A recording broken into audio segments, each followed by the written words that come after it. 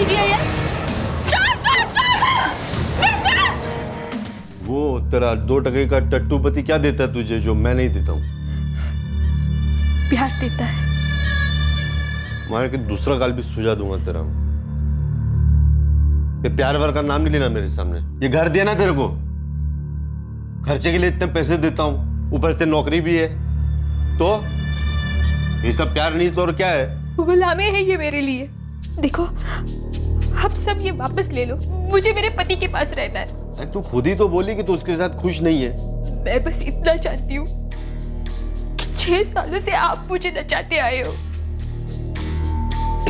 आपके लिए मैंने एक बार नहीं, 3 बार।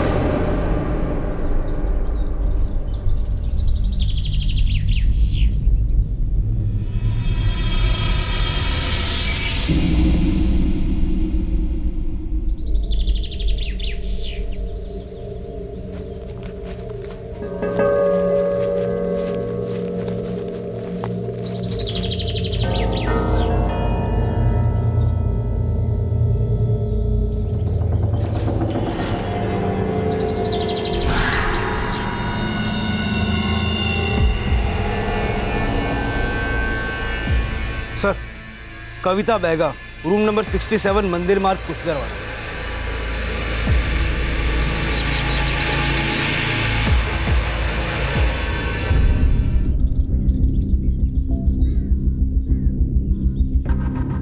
सुधीर, तुमने मुझे कहीं का नहीं छोड़ा। अब मेरे पास सिर्फ एक ही रास्ता बचा है कि मैं खुद को फांसी लगा लूं, और मेरी मौत के लिए सिर्फ तुम जिम्मेदार होगे। साहब, मला माहित नहीं, मैं लड़की के बारे में कुछ नहीं जानता। लड़का लड़की लवर लोग इधर आते हैं, तो मैं राउंड लगा रहा था। मैंने तो उस लड़की को पहले कभी देखा भी नहीं।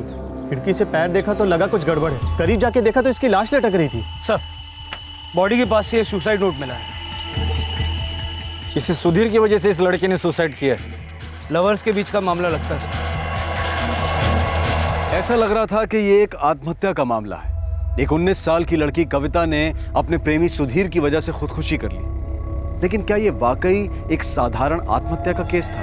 जैसे जैसे इस केस की परतें खुलने लगी और जो बातें सामने आई वो रोंगटे खड़े कर देने वाली थी। ये एक ऐसा केस था जिसमें प्यार, वासना, जुनून, दगाबाजी और धोखा सब कुछ था।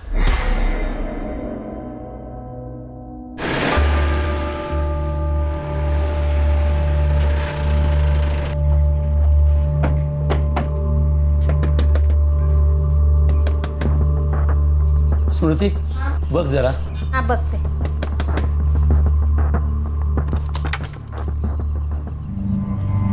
कविता बैगा का घर यही है? हाँ, यही है कि मैं माँ हूँ उसकी। क्या हूँ उसे? हमें उसकी लाश मिली है। आपको लाश की पहचान के लिए आना पड़ेगा। स्मृति, साहब, हमें पता नहीं है सुधीर कौन है। नहीं, कविता ने उसके बारे में कुछ बताया हमको। साहब, कविता बहुत ही होनहार स्टूडेंट थी। अभी अभी कॉलेज में एडमिशन लिया था उसने। 12वीं के एग्जाम में तो बहुत अच्छे मार्क्स आए थे उसके। आप लोग सुधीर के बारे में नहीं जानते, पर कोई तो होगा जो इस सुधीर को जानता हो। कविता की कोई सहेली, कोई खास सहेली? सोनाली, वो उसकी दोस्त थी। वो एक ही कॉलेज में पढ़ते थे दोनों। ये सोनाली रहती कहाँ है? ये तो हमें नहीं मालूम साहब, लेकिन हाँ, कविता ने एक दिन सोनाली को फोन करके उसके घर का एड्रेस पूछा था, और कविता हर एड्रेस अपने डायरी में लिखा करती थी।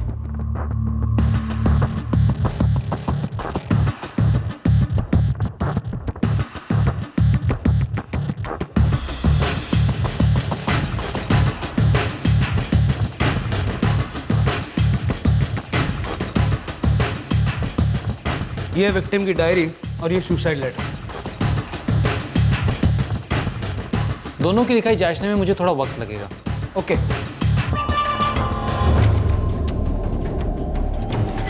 सर, ये रहा सोनाली का एड्रेस, कविता की डायरी से मिला है। कविता के मोबाइल से की गई सारी डायल्ड और रिसीव्ड कॉल डिलीट की गई, सिर्फ सुधीर को की गई लास्ट कॉल सेव्ड है। उसका नंबर है 4445676645 और वो नंबर अभी बंद है सर।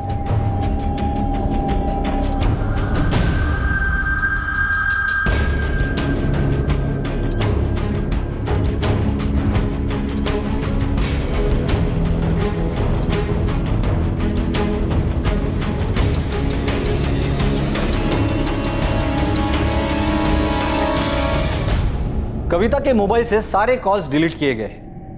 सावंत, एक बात समझ में नहीं आ रही, कोई भी लड़की सुसाइड करने के पहले ऐसा क्यों करेगी? और सिर्फ सुधीर का नाम छोड़कर कॉल लिस्ट में से बाकी सारी कॉल्स कोई क्यों इरेज करेगा? सुसाइड नोट में भी सुधीर का ही नाम है। इतने सारे इशारे सिर्फ सुधीर की तरफ। देखते हैं इस सोनाली से कुछ सुधीर के बारे में पता चलता है या नहीं।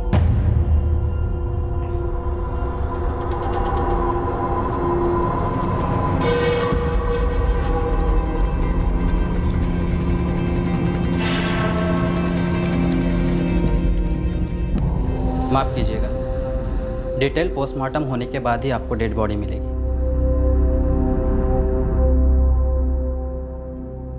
पुलिस को सुधीर तक पहुंचने में देर नहीं लगी।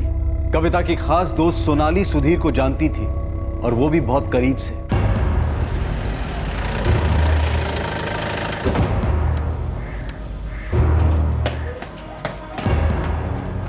क्या हुआ है सर?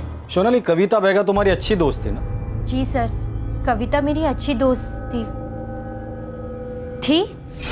का क्या मतलब है सर? सोनाली, कविता ने सुसाइड किया है। कविता के मोबाइल से हमें किसी सुधीर का नंबर मिला है। नंबर है 4445676645। सोनाली, ये तो क्या तुम किसी सुधीर को जानती हो? सुधीर मेरे बड़े भाई हैं, ये नंबर भी उन्हीं का है। बात क्या है साहब, क्या किया है सुधीर ने? सुधीर कहाँ है? लेकिन उन्होंने किया क्या है सर?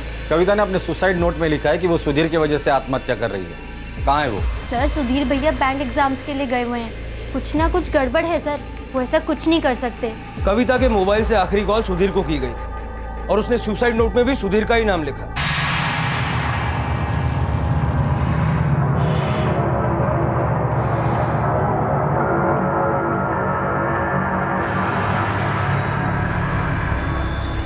आरती, आरती, आरती, अगं कुठे आहेस तू? काय झालं ताई? अरे तेरी वो सहेली है ना कविता, उसने आत्महत्या कर ली। क्या?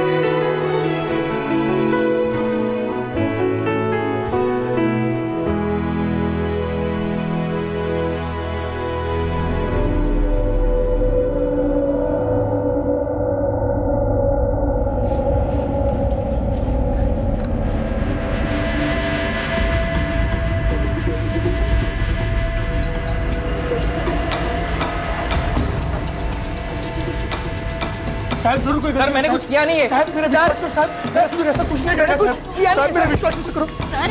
कविता मेरी अच्छी दोस्त थी सर, मेरे भाई को उससे कुछ लेना देना नहीं है सर। कविता के साथ क्या हुआ है? हाँ?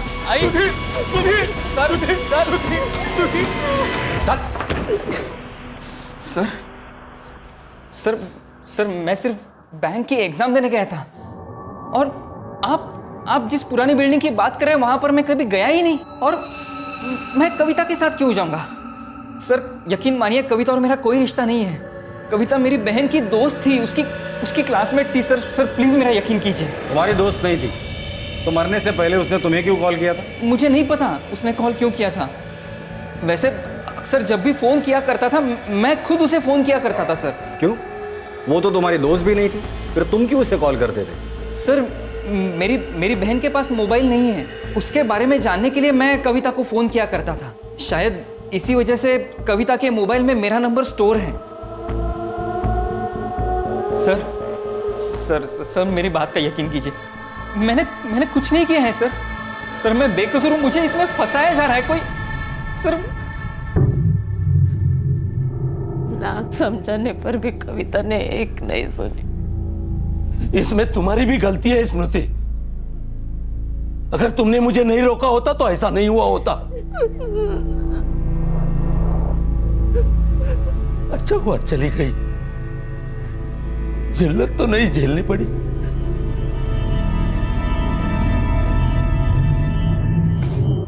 आई हाँ? मैं जा रही हूँ। कहाँ जा रही हो? एक्स्ट्रा क्लासेस है आई। जाना जरूरी है क्या ऐसी हालत में? मैं क्या बोलती हूँ, तू कॉलेज छोड़ दे। कब तक छिपी रहेगी ये बात? मैं जल्दी आ जाती हूँ आई। ये तो कविता, मेरी गलती थी, मुझे उसे जाने ही नहीं देना चाहिए था। क्या कुछ ऐसा था जो कविता के माता पिता प्रभाकर और स्मृति बैगा को मालूम था? कुछ ऐसा जिसे उनके अलावा और कोई नहीं जानता था और वो उसे रोक सकते थे? इस केस में ऐसा क्या कुछ था जो अब तक सामने नहीं आया था? डिटेल पोस्टमार्टम हो चुका है। कुछ और पता चला? हाँ, कविता बैगा प्रेग्नेंट भी थी। उसके पेट में तकरीबन 4 महीने का बच्चा था। क्या? और यही नहीं, इसके पेट में जहर के ट्रेसेस भी मिले हैं। मरते वक्त कविता के पेट में 4 महीने का बच्चा था और जहर के भी ट्रेसेस मिले। उसने खुदकुशी करने की ठान ली थी, इसलिए उसने जहर पीकर बाद में अपने आप को फांसी लगा ली ताकि बचने की कोई गुंजाइश ना रहे। कोई भी लड़की ऐसा क्यों करेगी?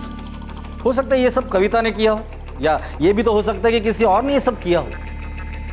अब तक तो हम लोग इसे एक सुसाइड केस मानकर ही चल रहे थे, पर हो सकता है कि ये केस मर्डर का हो। सर, इस सुधीर के फोन की लास्ट लोकेशन भी बैंक एग्जाम सेंटर ही है, जैसा वो हमें बता रहा था।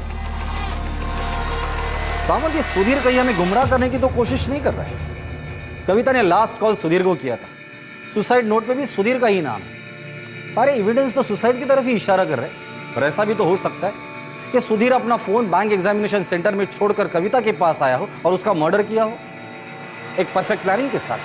हाँ, सुसाइड नोट की हैंडराइटिंग और विक्टिम की डायरी में लिखे नोट्स की हैंडराइटिंग दोनों काफ़ी हद तक अलग है। मुझे डाउट है कि दोनों एक ही इंसान की हैंडराइटिंग नहीं है।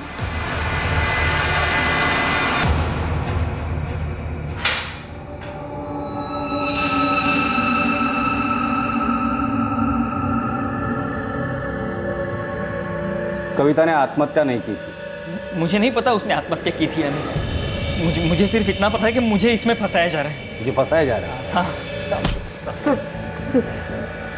उसने आत्महत्या नहीं की थी, वो प्रेग्नेंट थी। 4 महीने का बच्चा था उसके पेट में। पहले उसे जहर दिया गया, फिर लटकाया गया।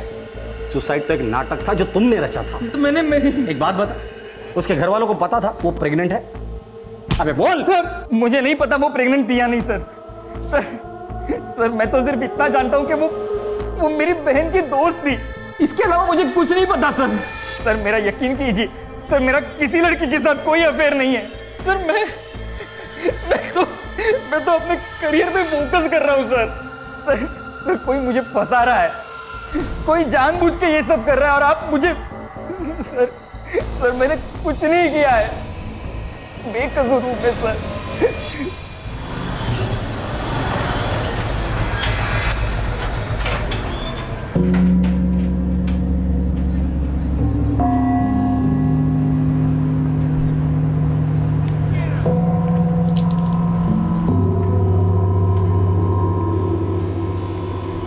विश्वास, कविता ने आत्महत्या कर ली है।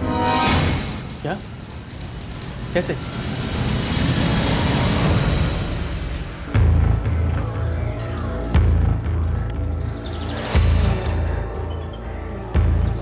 साहब, वो जवान लड़का लड़के लोग इधर छिपके बैठते हैं, इसलिए बीच बीच में राउंड लगाते रहता हूँ। जिस दिन लड़की की लाश मिली थी उस दिन किसी लड़के को साथ में देखा था? नहीं साहब, किसी को नहीं देखा। मैंने भी पहली बार लड़की को तभी देखा जब उसकी लाश मिली थी। लगता है पीछे के रास्ते से आई होगी। कुछ नहीं मिला सर, सावन, लड़की 4 महीने की प्रेग्नेंट थी और माँ बाप को पता नहीं, ऐसे कैसे हो सकता है?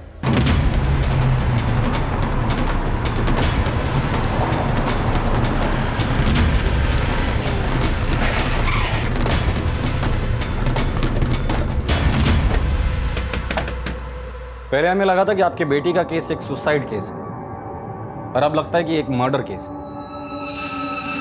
और एक बात, आपकी बेटी 4 महीने की प्रेग्नेंट है। क्या आपको वाकई नहीं पता था कि वो पेट से है? हमें वाकई पता नहीं था। ना ही उसने हमें बताया, हमें तो आपसे पता चल रहा है साहब कि वो पेट से थी। देखिए, अगर आप कुछ छुपाने की कोशिश करें तो छुपाइए मत, कोई फायदा नहीं होगा। साहब, हम क्यों छुपाए? क्या फायदा होगा हमें छुपा के? मेरी बेटी 4 महीने पेट से थी।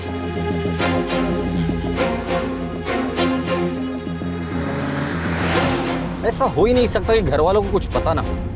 मुझे पूरा यकीन है घर वाले कविता के प्रेगनेंसी के बारे में जानते थे। लोग शायद ये बात इसलिए छुपा रहे क्योंकि वो शादीशुदा नहीं थी। सर, अगर उनकी बेटी 4 महीने की प्रेग्नेंट थी तो वो जरूर किसी ना किसी गायनेक के पास गई होगी। और सावंत, ये शहर इतना बड़ा नहीं है कि हमें पता लगाने में कुछ मुश्किल पड़ जाए। जी हाँ, कविता बेगा मेरे पास ही आई थी, प्रेग्नेंट है वो। आप पुलिस स्टेशन आ जाइए, हमें आपसे बात करनी है। लगभग 2 महीने पहले आई थी कविता मेरे पास। क्या कविता अकेली आई थी अस्पताल में? जी नहीं।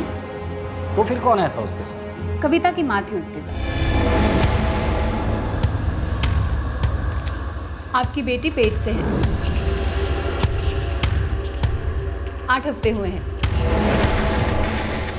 डोंट वरी, बच्चा बिल्कुल ठीक है। पर वो तो कह रहे कि उन्हें इस प्रेगनेंसी के बारे में कुछ पता ही नहीं। झूठ बोल रही है वो, उन्हें पता था। हाँ, लेकिन वो इस प्रेगनेंसी से खुश नहीं थी। क्या आपको पता है बच्चे का बाप कौन है? नहीं, मुझे नहीं पता। वो लोग क्लिनिक में उसके बाद एक और बार आए थे, लेकिन तभी भी फादर के बारे में कोई बात नहीं हुई थी। आपके चेक करने के 2 महीने बाद कविता की मौत हुई है। इसका मतलब यही है, जो भी इस बच्चे का बाप था वो उसे पैदा करना चाहता था, वरना कविता ने अबॉर्शन किया होता। और एक बात तो साफ ही, कविता के माँ बाप उसके प्रेगनेंसी के बारे में जानते थे, और बावजूद इसके कि ये बच्चा उनकी बेटी की शादी किए बिना ही पैदा हो रहा है। देखिए, उनके आपसी मामले के बारे में मैं कुछ नहीं जानती, लेकिन हाँ, एक बात जरूर बता सकती हूँ। कविता के माता पिता उस समाज को बिलोंग करते हैं जहाँ अबॉर्शन को पाप माना जाता है। ना तो तुम कविता से शादी करना चाहते थे, ना ही उसका अबॉर्शन करवा सकते थे, इसलिए तुमने उसे मार डाला। मैंने कविता को नहीं मारा, और ना ही मेरा कविता के साथ कोई चक्कर था। कविता मेरी बहन की दोस्त थी और इसीलिए मैं उसे जानता था। मैं कब से आपको यही बता रहा हूं, आप क्यों समझ नहीं रहे हैं? क्यों मेरे पीछे पड़े हुए आप? मैंने नहीं मारा कविता, नहीं मारा कविता।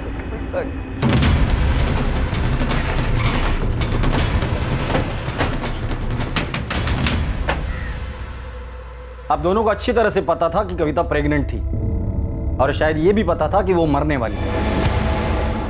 क्या कहना क्या चाहते हैं आप? और क्या क्या छिपा रहे हैं हमसे?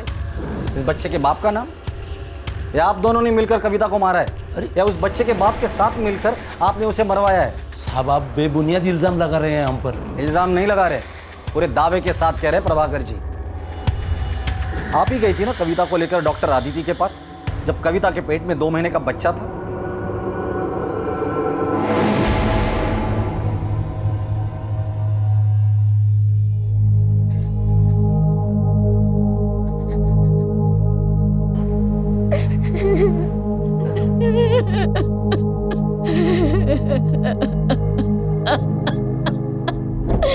चेतावनी दी थी कविता को, क्यों गलत कर रही है, लेकिन उसने हमारी एक नहीं सुनी, धोखा देती रही हो हमें। उसने खुद अपने पैरों पे कुल्हाड़ी मार ली।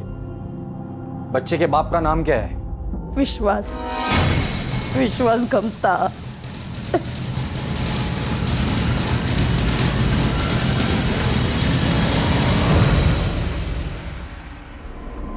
विश्वास, सच सच बताओ, कविता की आत्महत्या के पीछे कहीं तुम्हारा हाथ तो नहीं? क्या बात कर रही है तू? दिमाग खराब है क्या तेरा? कुछ भी कह रही है तू। मेरा उससे कोई लेना देना नहीं है। कब का छोड़ दिया था उसे? झूठ मत बोलो तुम्हारी नजर हमेशा उस पर ही रहती थी, उस दिन से जब तुम मुझे पहली बार शादी के लिए देखने आए थे।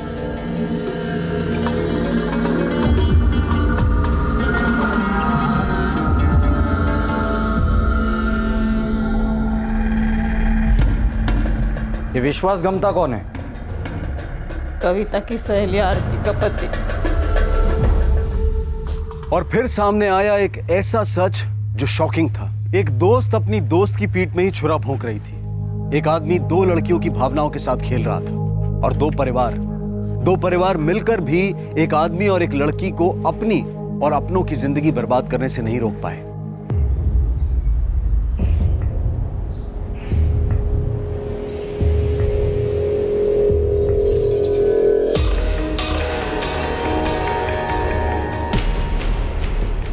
तुझे कैसे लगा वो? मुझे तो अच्छा लगा। मुझे भी। तू क्या कहती है, वो मुझसे शादी के लिए हाँ कहेगा?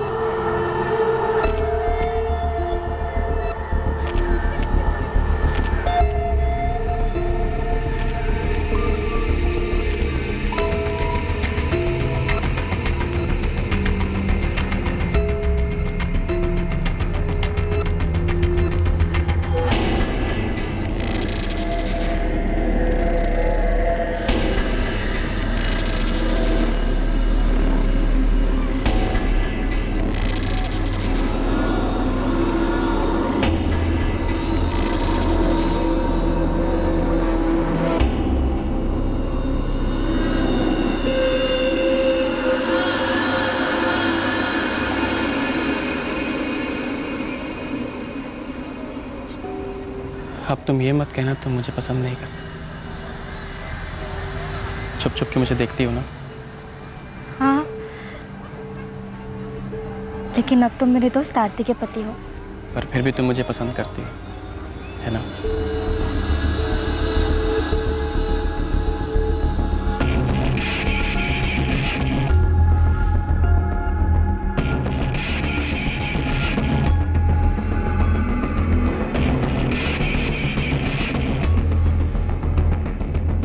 अब तुम ये मत कहना कि तुम मुझे पसंद नहीं करती। छुप छुप के मुझे देखती हो ना।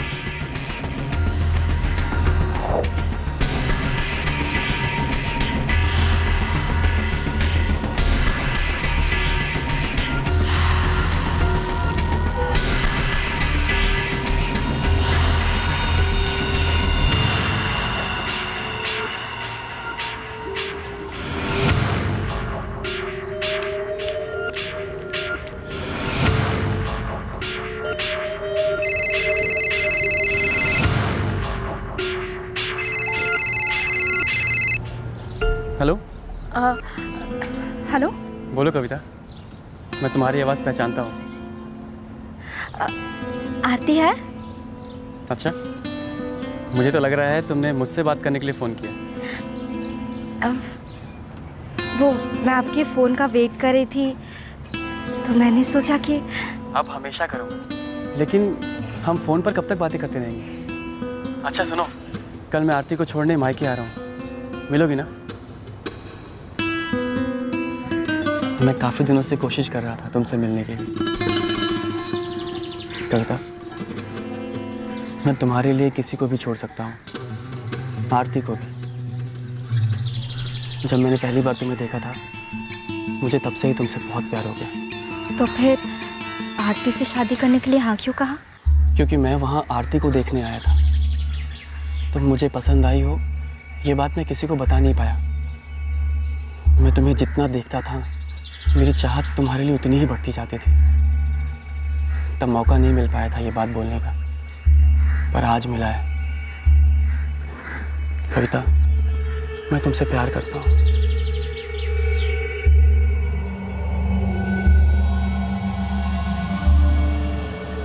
कविता अपनी सहेली आरती को धोखा दे रही थी, लेकिन एक दिन आरती को पता चल ही गया।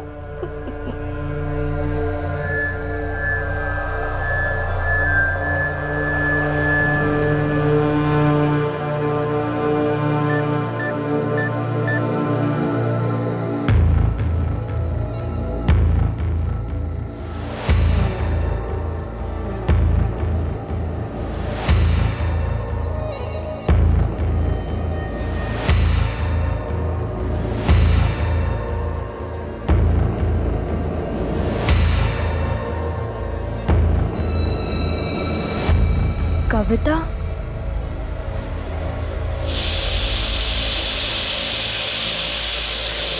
कविता का मैसेज आया था तुम्हें कल रात? तुमने मेरी सबसे अच्छी दोस्त के साथ चक्कर चलाया, शर्म नहीं आई तुम्हें? क्या बकवास कर रही हो तुम? मेरा किसी के साथ कोई चक्कर नहीं चल रहा है, फालतू बातें मत किया करो, समझी? झूठ मत बोलो तुम। मैंने तुम्हारे मोबाइल में कविता के सारे मैसेजेस पढ़ लिए, प्यार वाले भी और गंदे वाले भी। तुमने मुझे धोखा दिया और मेरी सबसे अच्छी दोस्त ने भी। अब मैं तुम दोनों के चक्कर के बारे में सबको बता कर रहूंगी।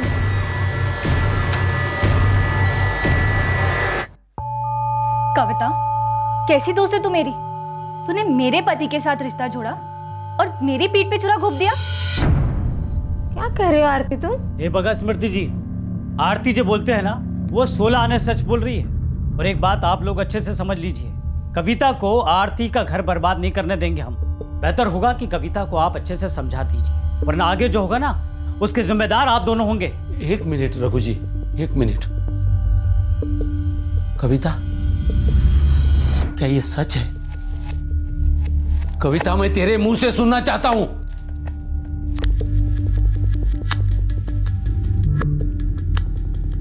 अब ये दोनों क्या बोलेंगे? इन्होंने जो गोल खेला है, ये उनके मोबाइल के मैसेजेस से सब पता चल जाएगा। अगर आपको यकीन नहीं होता तो आप खुद देख लीजिए। रघु जी, कविता ने जो गलती की है उसके लिए हम आपसे माफी चाहते हैं। हम समझाएंगे कविता को, लेकिन मैं ये नहीं मानता कि सारी गलती कविता की है। इसमें ये विश्वास भी तो जिम्मेदार है। प्रभाकर जी, मुझे पता है हमारा सिक्का भी खोटा है, इसलिए हम आपसे तमीज से बात कर रहे हैं। देखिए, बात को अभी आगे नहीं बढ़ाते हैं। हम सबके लिए बेहतर यही होगा कि कविता तुम और विश्वास तुम दोनों आज के बाद एक दूसरे से बात या मिलने की कोशिश भी नहीं करोगे। ये वादा करो सबके सामने।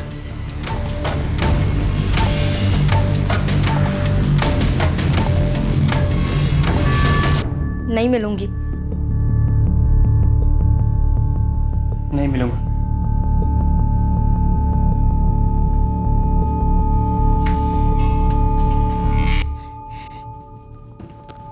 आरती को तो उसके माँ बाप ने समझा दिया, लेकिन कविता और विश्वास कभी नहीं समझे। सब कहने की बातें हैं। सबको धोखा देकर लगातार मिलते रहे वो दोनों।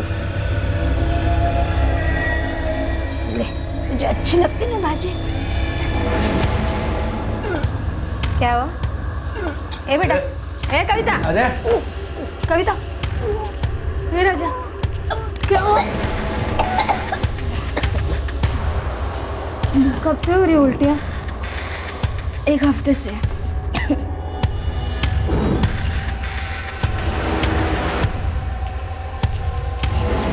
आपकी बेटी पेट से है, 8 हफ्ते हुए हैं। डोंट वरी, बच्चा बिल्कुल ठीक है। क्या हुआ, कोई प्रॉब्लम है? कुछ नहीं, कुछ नहीं।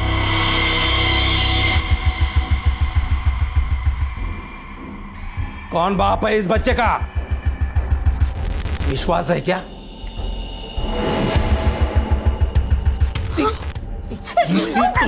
पेट से वो। अभी के अभी इस बच्चे को गिरा दे। अभी क्या अभी? बाबा, विश्वास ने बोला है कि वो मुझसे शादी करेगा। अरे जो पहले से शादीशुदा है वो तुझसे शादी करेगा? झूठ बोल रहा है वो। इतने भी अक्ल नहीं तुझ में। अभी के अभी वैद्य के पास लेके जाए, इसका बच्चा गिरा दे। ऐसा नहीं कर सकते, भगवान हमें कभी माफ नहीं करेगा। पाप है ये। अरे इसकी गलती की सजा हमें भुगतनी पड़ेगी। अरे सजा तो हम अभी भुगत रहे हैं और आगे भी भुगतेंगे।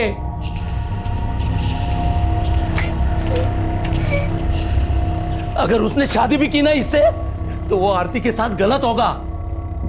हमने वादा किया है रघु जी से, कविता की वजह से आरती की जिंदगी बर्बाद नहीं होने देंगे। अब क्या मुंह दिखाऊंगा मैं उन्हें? पेट में बच्चा और बाप शादीशुदा।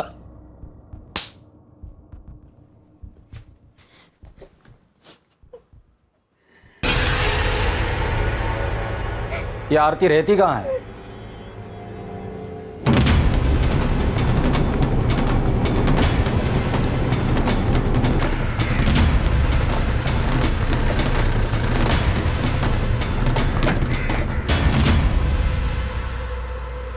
काम पे गए साहेब.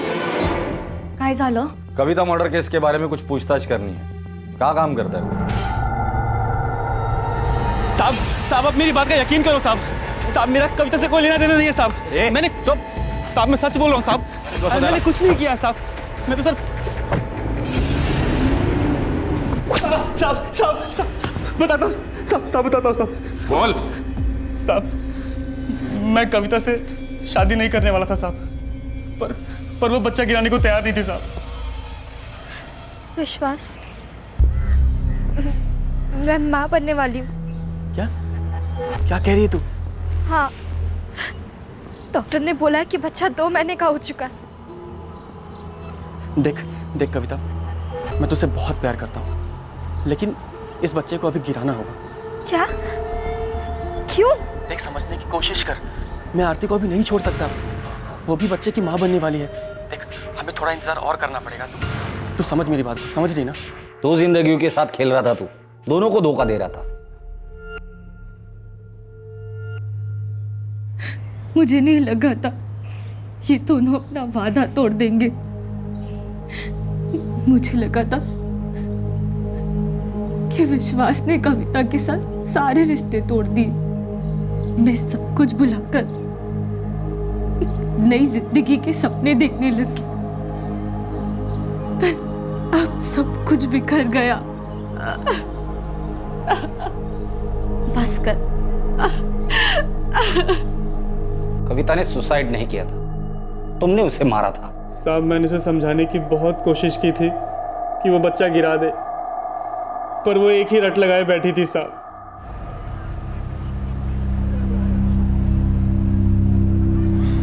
विश्वास, हाँ कविता बोलो.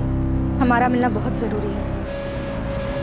अब हमें मिलना ही होगा. ठीक है, कल सुबह मिलते हैं उसी जगह पे.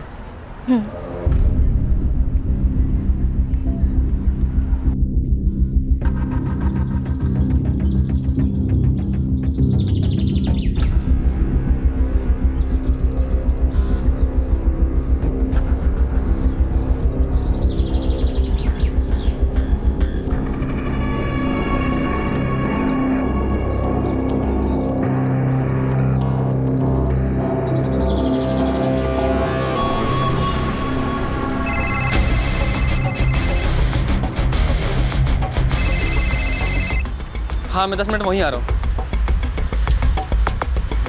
खटमल मारने की दवा देना.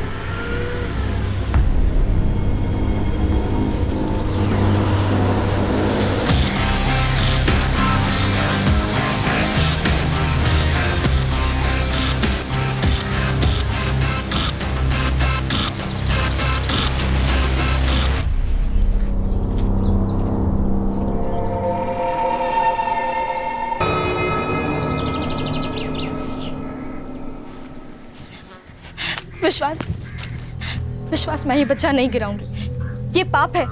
कविता, क्या मुझे अच्छा लग रहा है हमारे बच्चे को गिराना? दिल पर पत्थर रखकर कर रहा हूँ मैं. देखो तुम इस बच्चे को गिरा दो, जो पाप लगना होगा वो मुझे लगेगा. लेकिन क्यों गिराऊं? विश्वास, ये हमारा बच्चा है. मुझे ये बच्चा चाहिए. मैं जानता हूँ कविता, अगर आरती पेट से ना होती तो मैं उसे कब का छोड़ दिया होता, लेकिन अभी नहीं कर सकता ये. देखो एक बार ये बच्चा हो जाए, फिर 1 साल में मैं तुमसे शादी कर लूंगा. फिर आरती का क्या? आरती को मैं छोड़ दूंगा तुम्हारे लिए. कैसे मान लो तुम्हारी बात? कविता, हम जब से मिले हैं मैं तुम्हारे साथ ही रहा हूं. चाहे लोगों ने हमसे कितने भी वादे कराए, मैंने तुम्हारा साथ कभी नहीं छोड़ा. और मेरा यकीन करो, मैं कभी तुम्हारा साथ आगे भी नहीं छोड़ूंगा. हम एक नई जिंदगी की शुरुआत करेंगे, तुम, मैं और हमारा प्यारा सा बच्चा.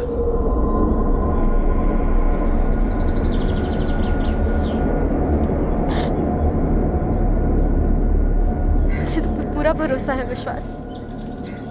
तुम जैसा कहोगे मैं वैसा ही करूंगी.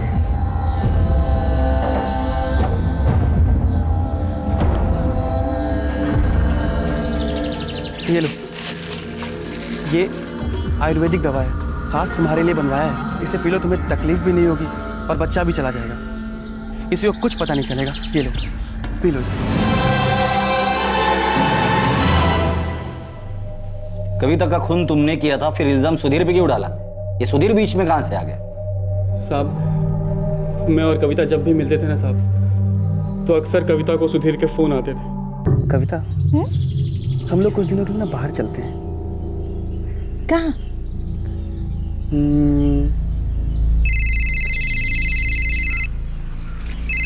एक मिनट।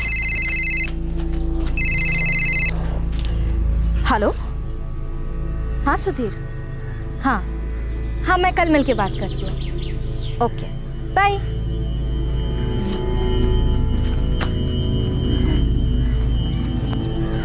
किससे बात करी थी? सुधीर से। मेरी दोस्त है ना सोनाली, उसका भाई है। सोनाली का भाई?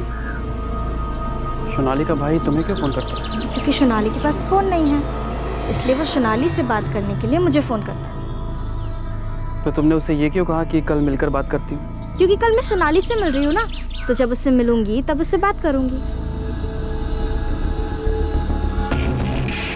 मुझे सुधीर से जलन होने लगी थी साहब। मुझे लगा कविता का लफड़ा है उसके साथ, इसलिए सुधीर को फंसाने के लिए मैंने उसका नाम सुसाइड नोट पे लिख दिया।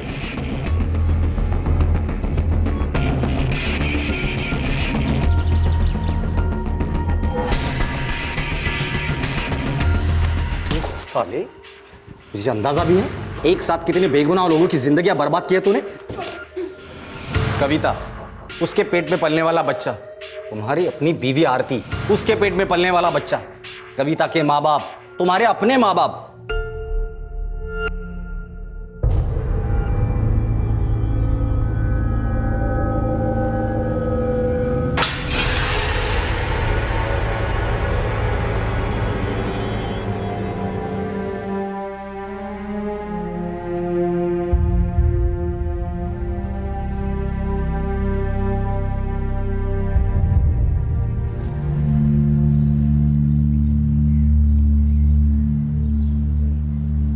जब मुझे विश्वास और कविता के बारे में पता चला, मैं पूरी तरह टूट चुकी थी। पर जब उन्होंने एक दूसरे से ना मिलने का वादा किया, तो मैंने खुद से समझौता कर लिया था। मुझे लगा सब कुछ ठीक हो जाएगा, पर कुछ भी ठीक नहीं हुआ।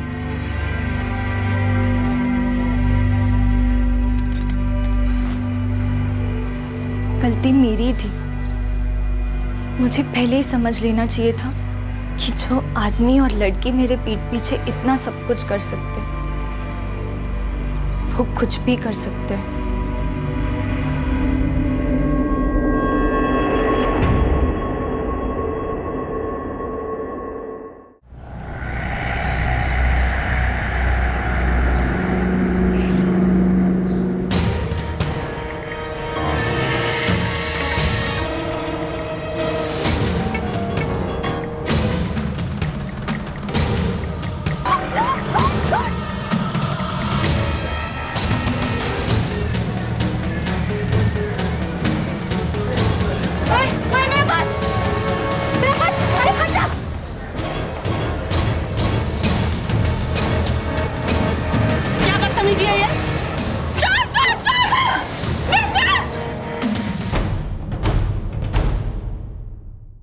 कोल्हापुर के मेहताब चौक, बिस्परी नाका और पारवीपुर में महिलाओं के चैन खींचने की, पर्स चोरी होने की और 3 वारदातें सामने आई हैं। वारदातों की समानता देखते हुए पुलिस का मानना ये है कि शायद ये किसी एक ही गिरोह का काम हो सकता है। कोल्हापूरच्या मेहताब चौक, बिस्परी नाका आणि पारवीपुर विभागात आणखी 3 मंगळसूत्र, सोन्याची चेन आणि महिलांच्या पर्स खेचण्याच्या घटना समोर आलेल्या आहेत। चोरीच्या अशा घटना कोल्हापुरात आजकाल काही नवीन राहिलेल्या नाही। चेन स्नॅचिंग आणि लूटमारीच्या घटना दिवसेंदिवस वाढतच आहेत। चोरीच्या या घटनांमधील साम्य पाहता इन चोरियों को कम करने का कोई रिमोट कंट्रोल नहीं है हमारे पास, और हेडक्वार्टर के गुस्से की वॉल्यूम बढ़ती जा रही है। ये गैंग भी सबसे ज्यादा हमारे एरिया में एक्टिव है, और अभी तक एक भी लीड नहीं है हमारे पास। सर, पुलिस पेट्रोलिंग हमने दुगनी कर दी है, लेकिन अभी तक कुछ हाथ नहीं लगा। ताड़े, पूरा का पूरा डिपार्टमेंट सादे कपड़ों में अभी कभी बाहर जाएगा। जहां जहां पर भी ये केसेस हुए हर जगह पर नजर रखो। मुझे इस गैंग को रंगे हाथ पकड़ना है। ताड़े, मूव।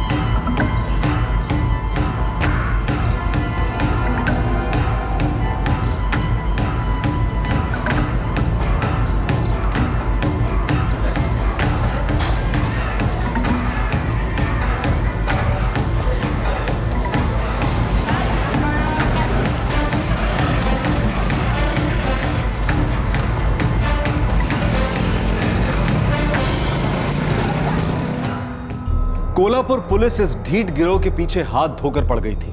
पुलिस की चलाई इस मुहिम से चेन स्नैचिंग और चोरियों के केसेस कम तो हुए थे, लेकिन पूरी तरह से नहीं। पुलिस जानती थी कि यह नया गैंग फिर से अपना सर उठाएगा और उन्हें रोकने का सिर्फ एक ही तरीका था कि उन्हें जड़ से ही खत्म कर दिया जाए। पुलिस जब इस गैंग के लोगों को पकड़ने के लिए निकली तो उनके हाथ कुछ ऐसा लगा जो विचित्र था, अकस्मात था और पुलिस की सोच के भी बाहर था।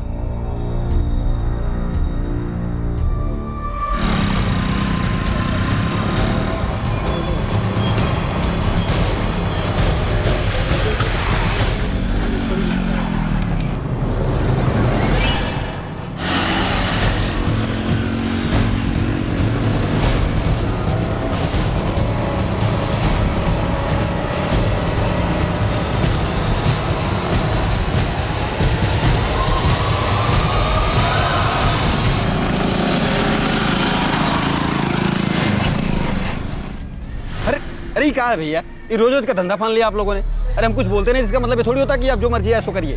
पैसा लगता है, फ्री में नहीं आती है पूड़ियाँ। अबे पैसा तो यार बैठने का भी लगता है, और हमने तो अब तक तेरे से हफ्ता लेना शुरू भी नहीं किया है। आज से शुरू, चल निकाल, दिन का 100 रुपया। और देखो मालूम है हम लोग कौन है, क्या कर सकते हैं और कहाँ तक जा सकते हैं। नुकसान कहाँ कर रहे हो भैया, देखिए हम थाने में जाएंगे, शिकायत कर देंगे। थाना में शिकायत? क्या हो रहा है यहाँ पर? ओ भाई, ये हमारा मामला है, तुम अपना काम करो ना। अपना ही काम कर रहा हूँ। पुलिस वालों, क्या मांग रहे थे लोग? साहब वो डरो मत, बताओ मुझे। अरे साहब कुछ नहीं, ये तो रोज का टाइम पास है हमारा। हफ्ता मांगना कब से टाइम पास हो गया? हफ्ता मांग रहे थे लोग? हाँ साहब। अरे साहब हम लोग कॉलेज स्टूडेंट से, हम तो सिर्फ मस्ती कर रहे थे साहब। चलो जेल में तुम्हारी मस्ती निकालता हूँ। अरे साहब हमने कुछ नहीं किया साहब, अरे साहब कुछ किया ही नहीं है। अरे साहब कुछ नहीं किया है साहब, साहब हमने कुछ नहीं किया है। चल साहब हमने कुछ नहीं किया है साहब।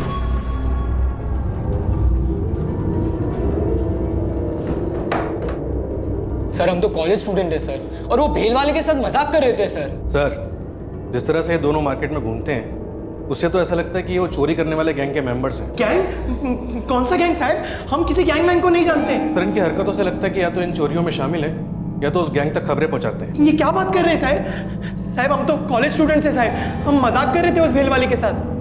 ताड़े तुम्हें पूरा यकीन है कि ये दोनों उसी गैंग के मेंबर्स हैं जो आजकल चोरियां कर रहे हैं? 100% साहब।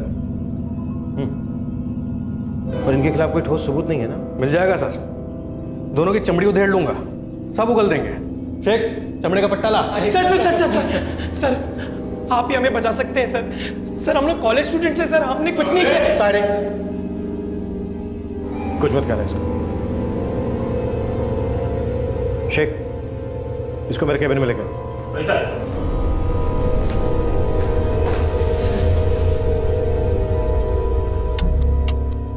शेखर बोर्डे, मोहनबाग कॉलेज, BA सेकेंड ईयर। असली है सर, मैंने कहा ना मैं सच में कॉलेज स्टूडेंट है।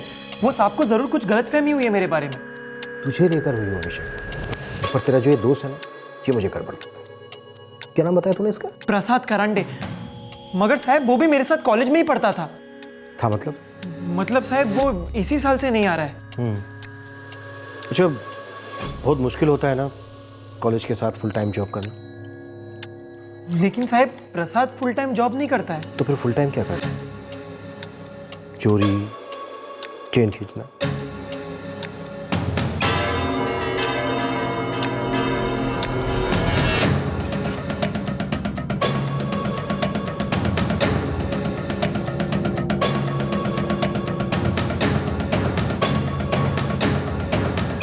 देख प्रसाद, तेरे झोलीदार ने सब उल्टी कर दिया है। क्या मतलब? शेखर ने हमारे साहब को बताया कि तू चेन खींचने वाले गैंग में शामिल है। अरे नहीं नहीं साहब, वो झूठ बोल रहा है साहब। उसने तो आगे ये भी बताया कि तू उसे इन सब में खींच रहा है। साहब मैं क्यों फंसाऊंगा साहब, वो खुद फंसा हुआ है और मुझे भी फंसा रहा है साथ में। क्या मतलब? साफ साफ बोल। देख अगर तू सरकारी गवाह बन जाता है तो इस सबसे बच सकता है। चल बोल। साहब शेखर ने साहब बहुत बड़ा कांड किया है। कांड? कैसा कांड? शेखर ने पुणे में एक आदमी का मर्डर किया है साहब।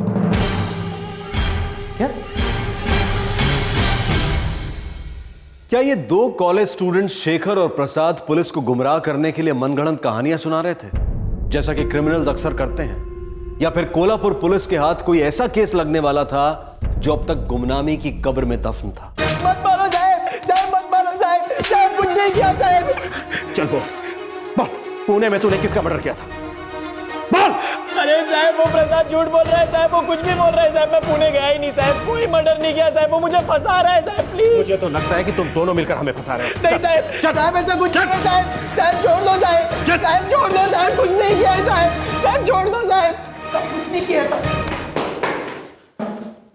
अब तुम दोनों मिलकर मुझे बताओ कि कौन किसको फंसा रहा है और क्यों। हे प्रसाद, तू बेड़ा साला है का? क्या बक रहा है? कब गया था मैं पुणे और कौन सा मर्डर, कैसा मर्डर? ये साले शेखर, तेरे कारण मैं इस लफड़े में फंस गया और तू मेरे को फंसा कर निकलना चाहता है। ज्यादा ड्रामा नहीं तो मुझे 1 मिनट नहीं लगेगा इस ड्रामे का पर्दा गिराने।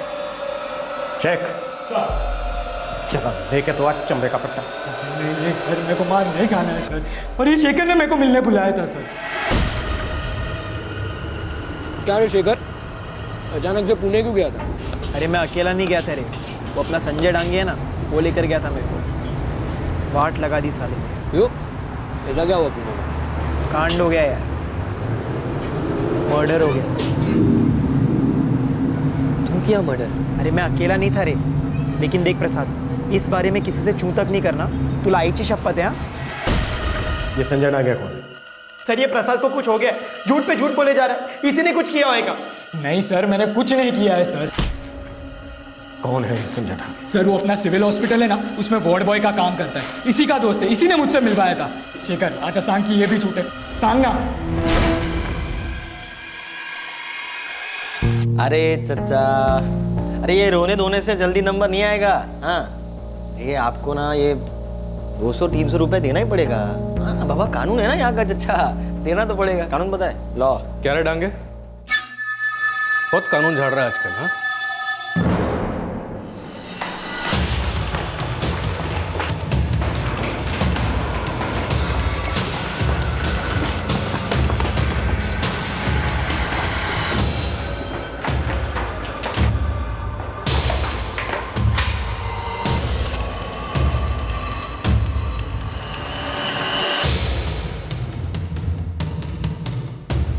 प्रसाद, शेखर और संजय, तुम तीनों मुझे सच सच बताओ, क्या कांड किया तुम लोगों ने? किसका मर्डर किया? कब किया है, कहाँ किया है और क्यों किया? जितना जल्दी तुम बोलोगे उतना कम अस्पताल में रहना पड़ेगा तुम्हें, उतनी कम हड्डियां टूटेंगी तुम्हारी। साहब मैं बताता हूँ साहब, पूरी बात बताता हूँ। मेरे को ये सब के बारे में कुछ नहीं मालूम था साहब। तांगे मेरे को फोन किया और बोला आ जा, दोस्ती खाते में, और मैं चला गया साहब।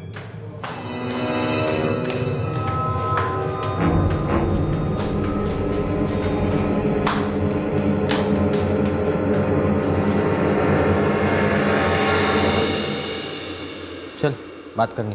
कह रहे संजय, इतना अर्जेंट में क्या को बुलाया? अबे एक काम है, करना है। क्या काम? देख, पुणे जाना है, एक आदमी को धमकाना है, फिर रिटर्न खाना पीना दारू बीरू सब काम के 2000 रुपये मिलेंगे। कुछ नहीं, जाने का है, पार्टी करने का है, पिकनिक करने का, रात को वापस रिटर्न। हमको नहीं मालूम वो आदमी कौन था। हो साहब, हम लोग तो सिर्फ धमकाने के लिए गए थे।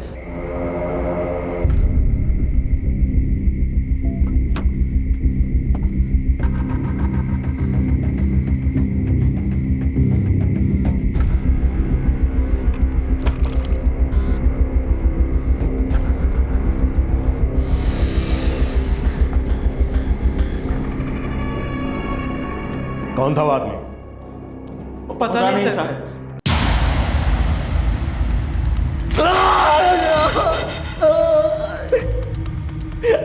सच में बता लिया साहब। तो तुम तीनों क्या पुणे ऐसे ही चले गए थे गजनबी का मर्डर करने? नहीं साहब, वो तो वो नागेश गांगुड़े का पहचान वाला था साहब, मैं भी उसी के बुलाने पर गया था साहब। ये पर नागेश, पैसा कितना मिलेगा? अरे वो छोड़ रहे, तू पहले हाँ या ना बोल। अच्छा देख, पुणे जाने का है, एक आदमी को धमकाने का, वापस आने का, बाकी कुछ करना नहीं ना, इतना ही करना है ना? इतना ही अभी बोल चलेगा। ये पर तू पैसा बोल रही है साहब। ये नागेश अपना निरीक्षा कॉलेज में पढ़ता है, फर्स्ट ईयर में है वो। ताड़े, इस नागेश को उठा लो। सर। संजय, तेरे को सच में नहीं मालूम वो आदमी कौन था? देवा शपथ साहब, कुछ भी नहीं। वो नागेश मेरे को बोला कि उस आदमी का कुछ लफड़ा है उसके साथ, उसको धमकाने का है, इसीलिए मेरे को लेके गया और बोला साथ में एक आदमी लेके आ। तो मैं ये शेखर को ले गया, पर ये मर्डर का प्लान कुछ नहीं था साहब। जो भी हुआ वहां पहुंचने के बाद हुआ।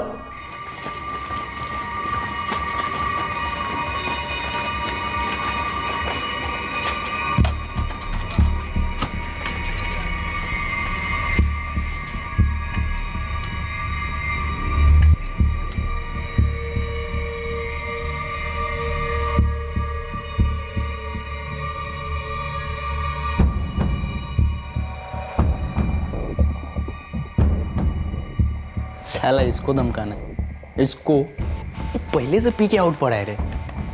धमकाना नहीं है, टपकाना है। क्या मजाक कर रहा है कुणाल? इतनी दूर से हम लोग को क्या टाइम पास के लिए बुलाया इधर? पागल है क्या? सच्ची प्लान में चेंज हुआ है। इसको अभी के अभी खल्लास करना है। बे, क्या नाम है तेरा? संजय डांगे। हाँ, तू और तेरा ये दोस्त दोनों पैर पकड़ कर रखो इसके। और नागेश, तू इसके दोनों हाथ ऊपर पकड़ के रख। मैं इस तकिए से इसका काम तमाम करता हूँ। ये नागेश, येड़ा हो गया क्या ये? मैं ये सब कुछ नहीं करने वाला। ए चल बे शेखर। हाँ चल चल, मेरे को भी लफड़े में नहीं पड़ने का है। तो तू पागल हो गया? मेरे को भी फंसने का नहीं है लफड़े में।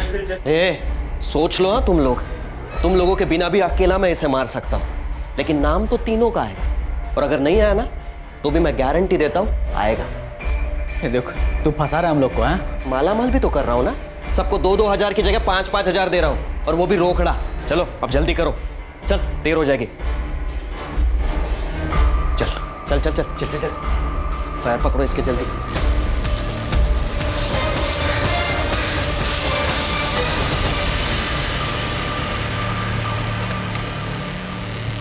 चल चल आराम से लेके, आराम से संभाल के। चल चल चल जल्दी जल्दी।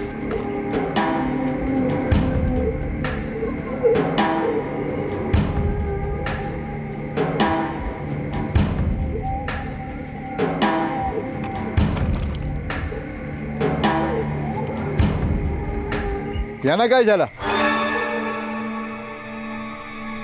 अरे कुछ नहीं काका, वो अचानक बेहोश हो गया ना, इसलिए अस्पताल लेके जा रहे हैं। चलो चलो जल्दी। अच्छा चलो, ठीक है ठीक है जल्दी करो। ठीक है।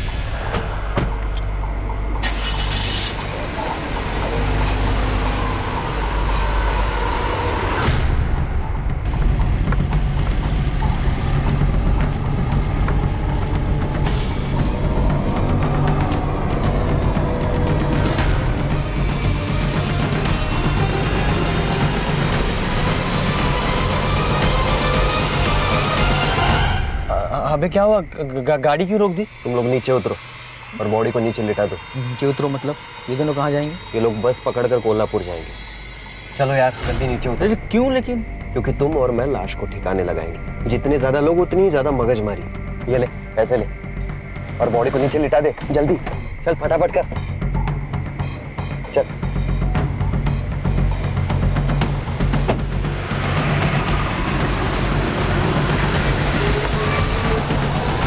तुम लोगों को क्या लगता है मैं तुम लोगों की इस बकवास पर विश्वास कर लूंगा कि तुम लोगों ने एक ऐसे आदमी का मर्डर कर दिया जिसका तुम्हें नाम भी नहीं मालूम?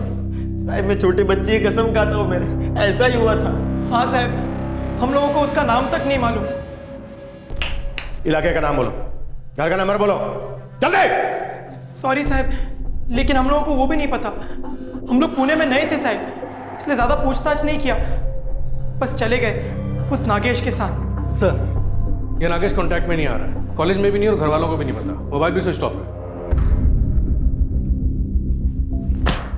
बोल कहाँ है नागेश? साहब साहब साहब मैं सच बोल रहा हूँ साहब, मेरे को नहीं पता कि ये नागेश कहाँ है। हाँ पर साहब एक बात है। बोल। साहब उस दिन मुझे उस गाड़ी में एक बटुआ मिला था साहब। किसका बटुआ? वो मुझे नहीं पता साहब, पर मैंने ना वो बटुआ मेरे घर में छुपा के रखा है साहब। अब तक मैंने कभी वो खोल के भी नहीं देखा साहब, आई शपथ।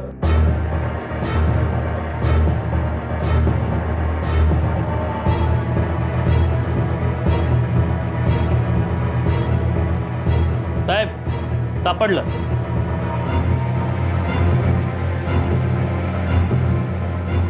जावेद मिर्जा, पुणे का एड्रेस। पुणे हेडक्वार्टर्स को इन्फॉर्म करो, उनसे कहो कि जावेद मिर्जा का पता लगा।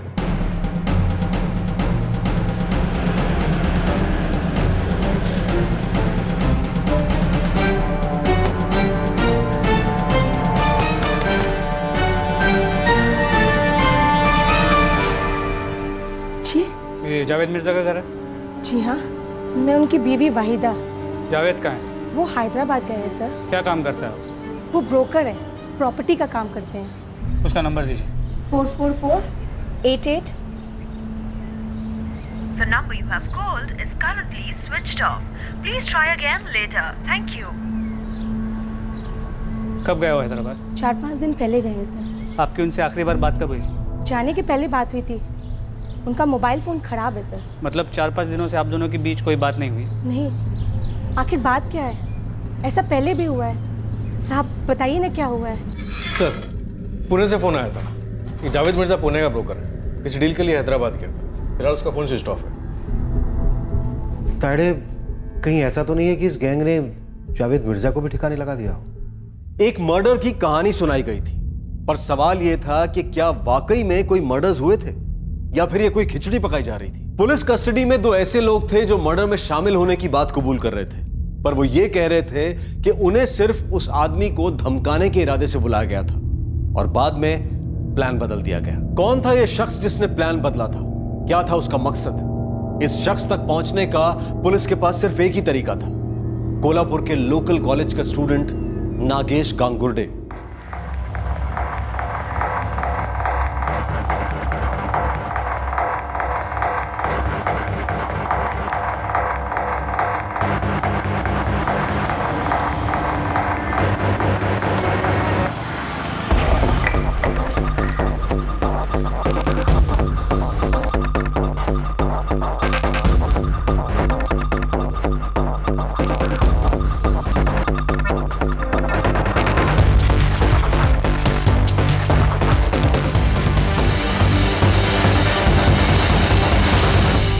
नागेश, वो कौन आदमी है जिसने तुझे पुणे बुलाया था धमकाने के लिए, फिर तुमसे मर्डर करवाया? कौन आदमी सर? मैं पुणे गया था, मैंने किसी का मर्डर किया। सर आप ये क्या बोल रहे हो? हाँ, तेरा दोस्त संजय और संजय का दोस्त शेखर, इन दोनों ने हमें बता दिया कि वो तेरे कहने पर तेरे साथ पुणे गए थे। मेरे कहने पे ये डायलॉग क्यों उड़ाएंगे? पागल हो गया क्या? सब फालतू बोल रखा है सब लोग को तूने? मैंने कुछ नहीं बोला रे, ये इसने बोला सब कुछ। मैंने भी कुछ नहीं बोला, इसने बोला। साहब ये लोग क्या बोल रहे हैं, क्यों बोल रहे हैं, मेरे को मालूम नहीं है साहब। ए नागेश, खोटों को बोला, जो कुछ भी हुआ है सब कुछ सच सच बता दे, तो तेरे चक्कर में हमको और मार पड़ेगी। चल बोल। सर सच बोलूं तो मेरे को भी मालूम नहीं था वो आदमी कौन है करके। कुणाल ने बोला एक आदमी को धमकाना है तो मैं चला गया उसके साथ। ये कुणाल कौन है? कहाँ रहता है? सर कुणाल मोहिते मेरा दोस्त है, महाबलेश्वर में रहता है। मुझे नहीं पता था उसका मर्डर का प्लान है। क्या बात है, तो तुझे भी नहीं मालूम था कि मर्डर करने वाला है? हाँ, फिर तो तेरे दोस्त कुणाल मोहिते को भी नहीं मालूम होगा। नहीं, पर कोई बात नहीं, शायद लाश हमें खुद बता देगी कि वह किसकी है। लाश को कहाँ ठिकाने लगाया नागेश? सर वो जंगल में, पंचगनी के जंगल में।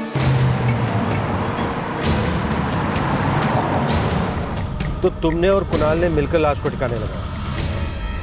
जी सर वो संजय और शेखर के जाने के बाद हम लोग यही रास्ते पे आगे बढ़े थे।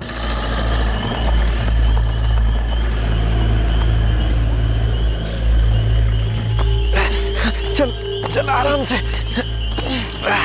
संभाल के, यहाँ से चल, संभाल के।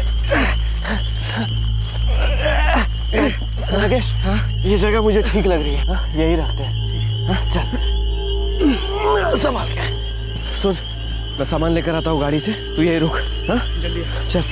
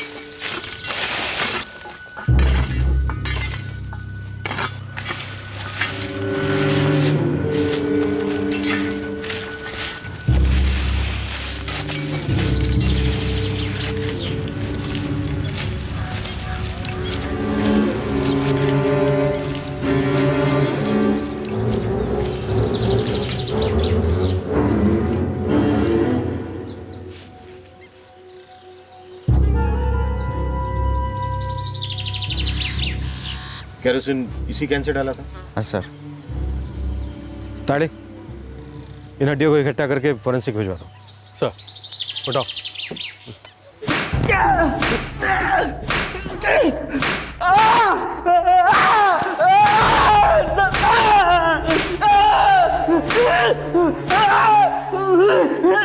मला खरंच माहित नाही आहे सर, मला खरंच माहित नाही है। मेरे को मालूम नहीं तो कैसे बताएगा सर मैं आपको?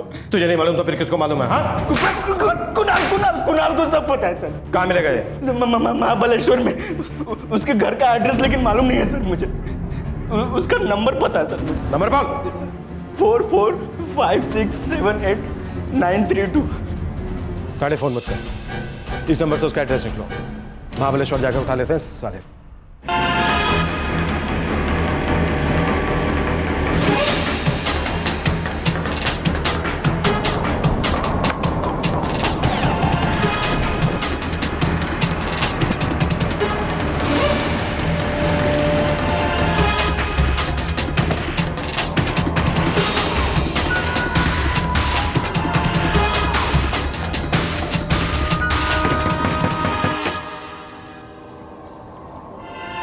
जी सर।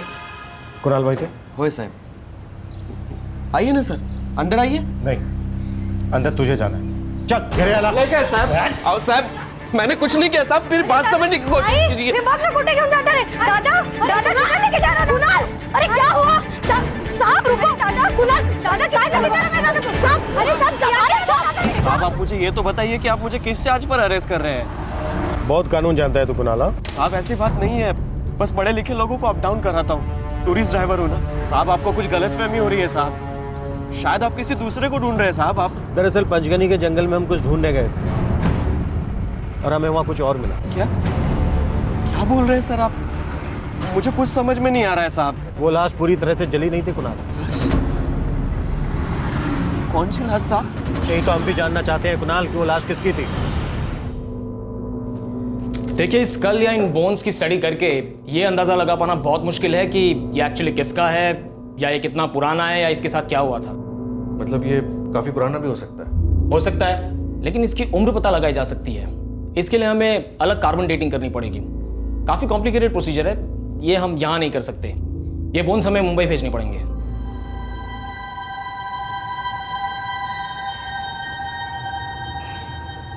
मी खरं सांगते साहेब, मेरे लड़के ने आज तक कभी किसी पर हाथ तक नहीं उठाया साहब, सच। आपके बेटे ने एक आदमी का कत्ल किया है पूना में, फिर उसकी लाश को पंचगनी के जंगल में ठिकाने लगा दिया। नहीं साहब, मेरा दिल नहीं मानता। कुणाल के बाकी साथी हमारी हिरासत में, उसने मर्डर पूना में किया है। क्या वो पूना आता जाता रहता है? क्या वो पूना आता जाता रहता है? हाँ साहब, उसका ऑफिस है पूना में। सर, कुछ भी काम करने मिला, पड़ोसी को इकट्ठा करो। अच्छा, ये जो बाहर गाड़ी खड़ी है, ये उसकी कंपनी की? आम्हाला ना माहित ये गाड़ी किसकी है। ये गाड़ी यहाँ कब से खड़ी है? अभी काफी दिनों से खड़ी है, लेकिन बोल नहीं सकता हूँ कितने दिनों से। किसके? वो पता नहीं साहब, पर ये गाड़ी कुणाल लेके आया था और उस समय उसकी हालत देखने लायक थी।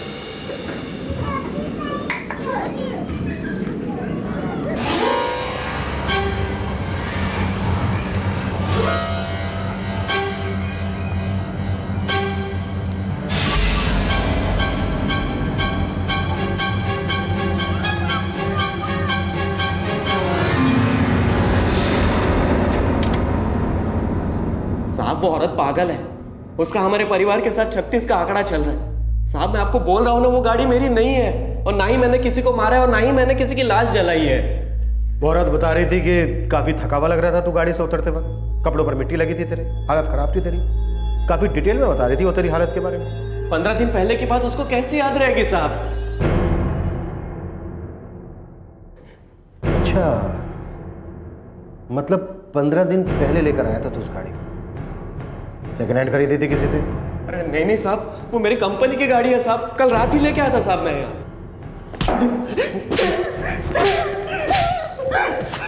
एक ही रात में गाड़ी के ऊपर इतनी धूल मिट्टी जमा हो गई? हाँ, अभी तो तू कह रहा था कि गाड़ी तेरी नहीं है, और अब कह रहा है कि कल रात को ही तू गाड़ी लेकर आया था और गाड़ी तेरी कंपनी की है। हाँ? अरे साहब मैं बहुत टेंशन में हूँ साहब, मैं क्या बोल रहा हूँ मुझे कुछ समझ में नहीं आ रहा साहब, लेकिन मैं झूठ नहीं बोल रहा हूँ साहब। मैंने कुछ नहीं किया साहब। तो फिर किसे मालूम है, या फिर लाश अपने आप प्रकट हो गई जंगल में? हाँ? पता नहीं साहब।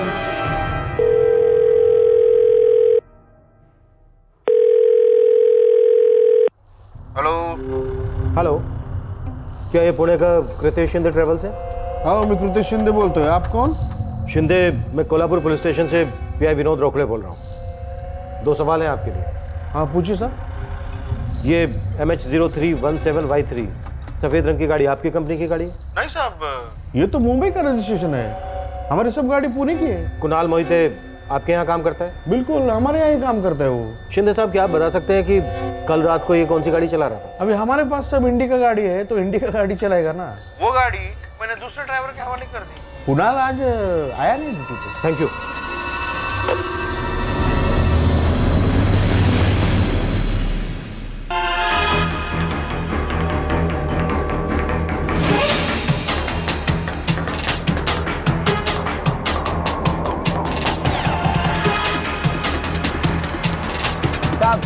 ये गाड़ी पुणे की?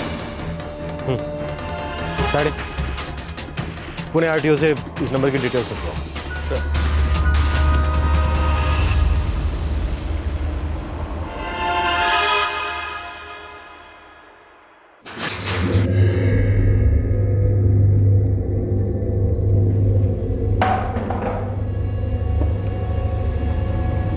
कुणाल मोहिते, संजय, नागेश, शेखर, इन तीनों को तो तुम जानते ही होगे।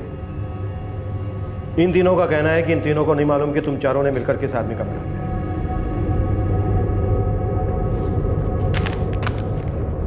क्या उस आदमी का नाम बलराज कौल तो नहीं? 6/230 रंगभूमि चौक, सिंजवाड़ी, पुणे।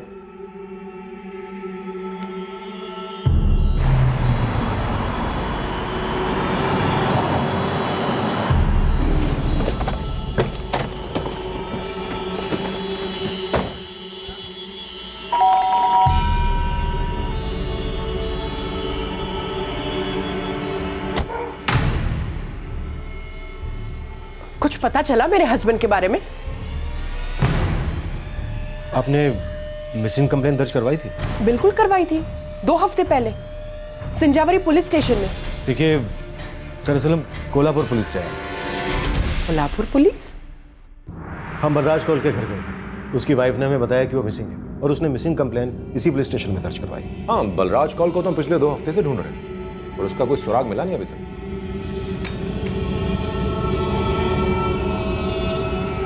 वैसे ये करता क्या है बलराज कौल? पुणे में इसका एक केटरिंग का बिजनेस है और उसके अलावा एक इवेंट मैनेजमेंट कंपनी चलाता है। काफ़ी अच्छा खासा बिजनेस चलता है इसका। किसी तरह की कोई एक्सटॉर्शन की धमकी फैमिली वालों को किसी पर कोई शक? एक्सटॉर्शन तो नहीं, पर हाँ, उसकी फैमिली को एक औरत पर शक है, स्वाति नाम की। क्यों? इस बलराज कौल की वाइफ के मुताबिक बलराज कौल और स्वाति का अफेयर चल रहा था। हम लोग स्वाति के घर भी गए।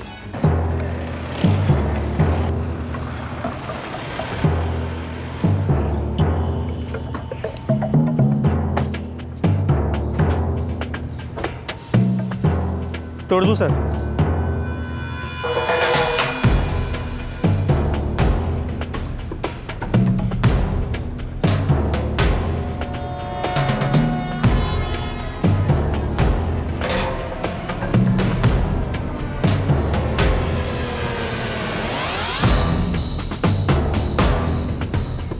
हमें बलराज कौल की गाड़ी मिली थी। कहाँ पे? महाबलेश्वर के। महाबलेश्वर कैसे पहुंची? यही तो पता लगाना है। शायद बलराज कौल की फैमिली कुछ मदद करती। देखिए, आपको घुमा फिरा कर पूछने की जरूरत नहीं है। मैं आपको सामने से बता रही हूँ कि मेरे हस्बैंड का अफेयर था उस स्वाति के साथ। कब से था? वो पता नहीं है, पर पिछले 2 सालों से मुझे तो मालूम है और मेरी बेटी नम्रता को भी मालूम है। दरअसल सारी दुनिया को मालूम है इसके बारे में। और आपको शक है कि आपके हस्बैंड के गायब होने के पीछे स्वाति कसारे का? मैं बीवी हूँ और स्वाति दूसरी औरत, और न जाने और कितनी गर्लफ्रेंड्स होंगी उनकी मुझे नहीं पता है, और मुझे उससे कोई लेना देना भी नहीं है। मेरा उनके साथ रिश्ता सिर्फ मेरे बच्चों के लिए है। ये जावेद मिर्जा कौन? वो मेरे पापा के क्लोज फ्रेंड हैं। पर आपको पापा के बारे में कुछ पता चला? देखिए, हमें शक है कि उनका मर्डर।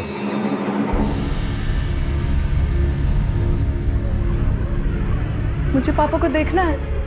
हम पूरे यकीन के साथ नहीं कह सकते हैं क्योंकि हमें जली हुई हड्डियों के अवशेष मिले। तो फिर आप ये कैसे कह सकते कि वो बलराज के ही हैं? देखिए, उनके कातिल हमारी कस्टडी में है। उनका कहना है कि उन्होंने 2 हफ्ते पहले मर्डर करके बॉडी को जला दिया।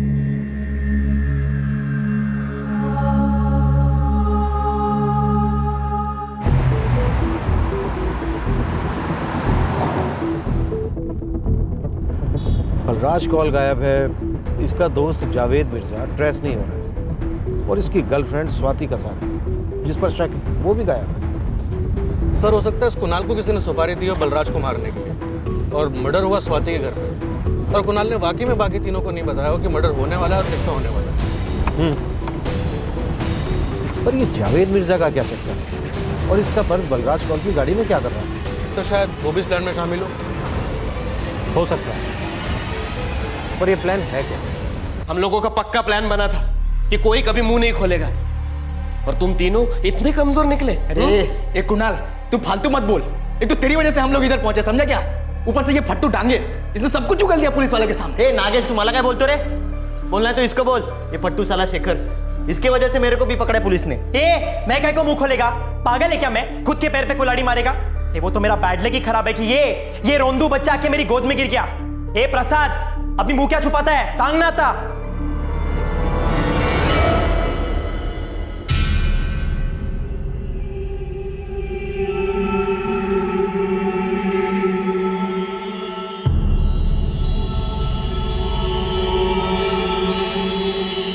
यही वो आदमी है ना जिसका तुम चारों ने मिलकर मर्डर किया? हाँ साहब। नाम क्या है इसका? बलराज कौल। क्या दुश्मनी थी इससे तेरी? साहब, मैं उसको पहचानता तक नहीं था। फिर किसके कहने पर काट किया ये? वो मेरी ताई के कहने पर। मेरी दूर की बहन लगती है वो, स्वाति नाम है उसका। स्वाति ताई, आप बिल्कुल फिक्र मत करो, मैं उस बलराज से मिलकर उसे अपने स्टाइल में सब कुछ समझा दूंगा। नहीं रे, समझाने वमझाने का टाइम गया अब। जब तक वो है मेरी जिंदगी नरक है। अब उसे नरक में भेजने का टाइम आ गया। इस वक्त कहां मिलेगी तेरी स्वाति ताई? मुझे नहीं मालूम साहब। रोकड़े साहब, ये स्वाति नाम की पहेली जो है वो उलझती ही जा रही है। क्या मतलब? मतलब ये कि यहाँ पर किसी को इसके बारे में कुछ पता ही नहीं। मुझे तो अब लगने लगा है कि शायद इस स्वाति को भी ना मार दिया गया है। शेखर और संजय को नागेश ने पुणे बुलाया, फिर कुणाल मोहिते ने इन तीनों के साथ मिलकर बलराज कौल का मर्डर किया और लाश को पंचगनी के जंगल में जला दिया। कुणाल मोहिते के मुताबिक इस सब के पीछे उसकी दूर की बहन स्वाति है, लेकिन पुणे पुलिस को स्वाति के बारे में कुछ नहीं पता। कहीं ऐसा तो नहीं है कि इन्होंने स्वाति को भी रास्ते से हटा दिया? बलराज कौल का दोस्त जावेद मिर्जा भी गायब। कौन हो सकता है जिसे इन सब के ना होने का फायदा? क्या फायदा होगा कोल्हापुर जाकर? यहाँ बैठकर भी कौन सा बड़ा फायदा हो रहा है मामा? बेटा, उन्हें सिर्फ कुछ अस्थियां मिली हैं, वो किसी की भी हो सकती है। पापा की भी हो सकती है। मैं कोल्हापुर जा रही हूँ, आपके साथ या आपके बगैर?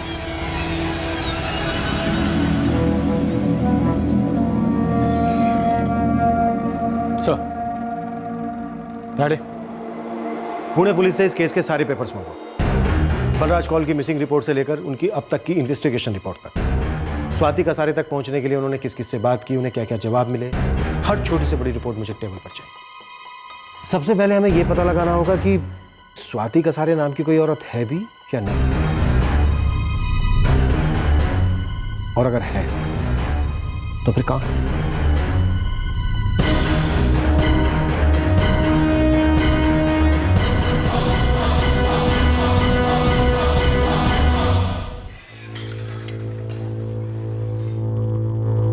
प्लीज। मुझे तायडे का फोन आया था तो लगा पर्सनली चलता हूं, आपको बताता हूं। Thank you. ये है स्वाति कसारे। ये फोटोग्राफ कहां मिली? ये स्वाति के घर से मिली है। स्वाति का पुणे वाला घर? नहीं, पनवेल के पास में गांव है जहां उसका मैका है, वहीं से मिला।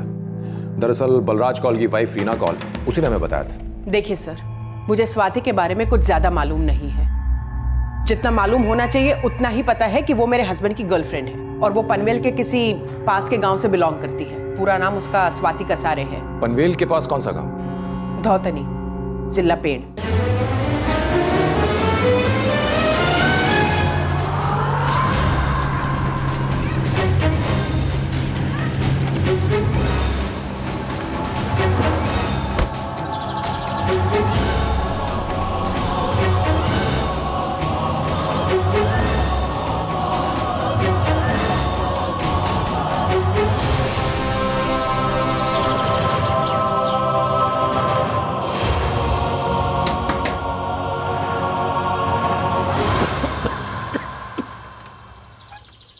काय झालं रे बाबा?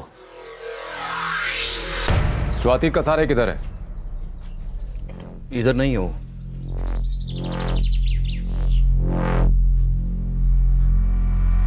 आप लोग अंदर आके बात करेंगे। साहब, 1 साल पहले मेरी बेटी स्वाति की शादी कराई थी मैंने। उसके पति का नाम मकरंद सरोड़े है। क्या आप जानते हैं कि आपकी बेटी स्वाति का बलराज कौल नाम के एक आदमी के साथ संबंध? जी। आपको इस बात के बारे में कब पता चला? जी, वो स्वाति के पती मकरंद ने बताया था। हमारा लाज वाटते है गोष्टीची, लाज वाटते। तो सिर्फ ये बलराज कौल ही शादीशुदा नहीं था, बल्कि स्वाति कसारे भी शादीशुदा है। हाँ, और उसका हस्बैंड है जिसका नाम मकरंद है। वो पुणे में ही रहता है और वहां एक सरकारी दफ्तर में पियून है। मकरंद सरोदे बहुत अच्छा आदमी है, स्वाति ताई के लिए बिल्कुल सही था, लेकिन वो बलराज कौल उसको हमेशा दबा के रखता था। वो पूरी तरह से खत्म हो गई थी उसके हाथों में। थक गई हूं मैं इस बलराज से। 6 साल से इस्तेमाल कर रहा है मेरा। अपनी बीवी को तलाक देने की बात तक नहीं छेड़ता। मैंने कहा चलो ऐसी शादी कर लो मुझसे, तो वो भी नहीं। ताई, अब तो तुम्हारी भी शादी हो गई है ना मकरंद भाव से। अब तो उस बलराज का पीछा छोड़ देना। वो नहीं छोड़ता ना मुझे। मैं जहां जाती हूँ मेरे पीछे पीछे आता है। मैं माँ के घर पनवेल जाती हूँ, वहां तक भी चला आता है ये। मैंने उसे कहा अब मेरी शादी हो गई है। ये सब कितना गंदा लगता है। पर नहीं, उस दिन मैंने उससे कहा कि मैं कल से उससे नहीं मिलूंगी। तो वो तेरा 2 टके का टट्टूपति क्या देता है तुझे जो मैं नहीं देता हूँ? प्यार देता है। मार के दूसरा गाल भी सुझा दूंगा तेरा। ये प्यार वार का नाम नहीं लेना मेरे सामने। ये घर दिया ना तेरे को, खर्चे के लिए इतने पैसे देता हूँ, ऊपर से नौकरी भी है, तो ये सब प्यार नहीं तो और क्या है? गुलामी है ये मेरे लिए। देखो अब सब ये वापस ले लो, मुझे मेरे पति के पास रहना है। तू खुद ही तो बोली कि तू उसके साथ खुश नहीं है। मैं बस इतना चाहती हूँ कि 6 सालों से आप मुझे नचाते आए हो। आपके लिए मैंने एक बार नहीं 3 बार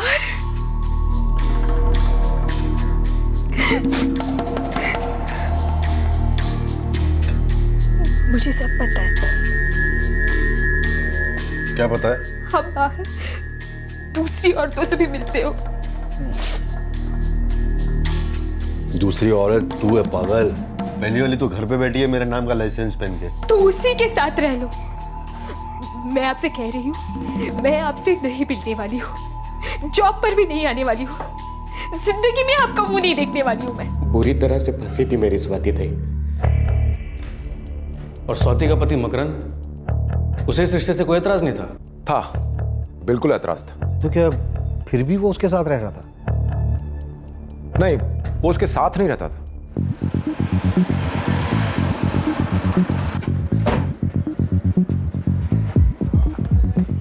मुझसे काय को पूछ रहे साहब की स्वाति कहाँ है? जाकर पूछो ना उस बलराज कौल से। बलराज कौल गायब है और उसको ढूंढते ढूंढते हमें तुम्हारी पत्नी स्वाति का नाम मिला और फिर ये पता चला कि वो शादीशुदा है। इसलिए तुम तक पहुंचे। देखो साहब, वो बलराज कौल जिए मरे मिले या ना मिले मुझे कोई फर्क नहीं पड़ता, और ना ही मेरा स्वाति से कोई लेना देना है। उसके साथ मेरी शादी सिर्फ एक धोखा था जो उसके माँ बाप ने और उसके मामा ने मिलकर मुझे दिया है। हमारे जिया जी बहुत ही सीधे आदमी हैं। लो, ये माँ जी बहन जी स्वाति बेटा दे दे। अब पूना में नौकरी करती है, अब ज़्यादा पढ़ी लिखी नहीं है पर बहुत मेहनती है। तुम पुणे में कहाँ सर्विस करती हो? कॉल केटरिंग सर्विस नाम की एक कंपनी है, मैं वहाँ सर्विस करती हूँ। मैं सरकारी जॉब में हूँ पुणे में। क्या शादी के बाद भी तुम जॉब जारी रखोगी? हाँ, मैं शादी के बाद भी ये सर्विस करना चाहती हूँ। बेटा, शादी के बाद भी अगर ये काम करेगी तो घर कौन संभालेगा? मुझे चलेगा भाई, मुझे पसंद है। हमारे मकरंद को लड़की पसंद है। अब बेटा स्वाति, तुझे भी मकरंद पसंद है ना? जैसे आई बाबा की मर्जी। स्वाति के माँ बाप को उसके और बलराज के अफेयर के बारे में मालूम था या नहीं मुझे नहीं पता, लेकिन स्वाति को तो बताना चाहिए ना। वो कुछ नहीं बोली, एकदम चुप रही, और हो गई हमारी शादी। और शादी के बाद भी स्वाति उस बलराज से बार बार मिलती रही। पहले सब कुछ मेरे पीठ पीछे हो रहा था, फिर एकदम खुलेआम होने लगा। और तुमने कुछ कहा नहीं? आप लोगों ने भी कुछ नहीं कहा? पहले पहल तो प्यार में था साहब, पर मेरे आई बाबा भी बोलते तो क्या बोलते। वैसे भी उसका मेरी आई के साथ 36 का आंकड़ा था। साहब, हमारे लड़के की जिंदगी बर्बाद कर दी उस लड़की ने। क्या कुछ नहीं किया साहब उसके लिए। उसकी मेरी आई से जमती नहीं थी, इसलिए उसके लिए अलग से किराए पे खोली ली। मेरी औकात नहीं थी इतनी, भाड़ा बहुत ज़्यादा था, लेकिन फिर भी सोचा हो सकता है इसी बहाने सुधर जाए। पर नहीं साहब, वो नहीं सुधरी।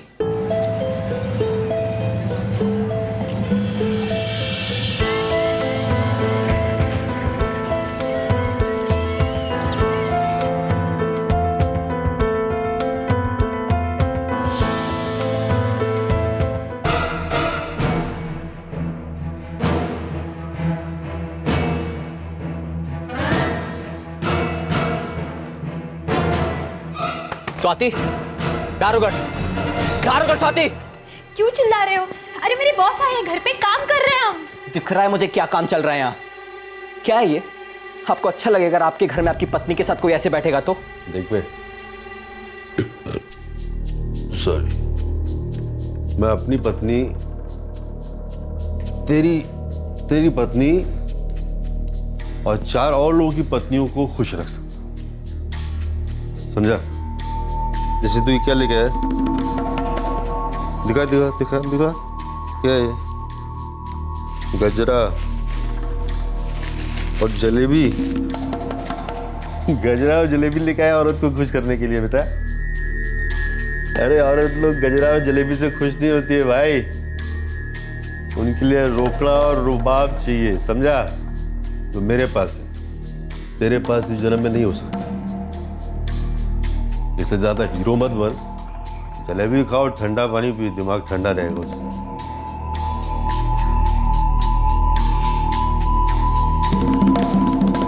मैं तेरे को बाद में फोन करता हूँ।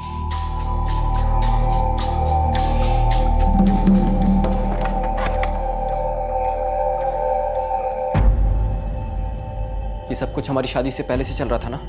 शादी से पहले रिश्ता था, पर अब कुछ नहीं है। रिश्ता था तो मुझसे शादी क्यों की?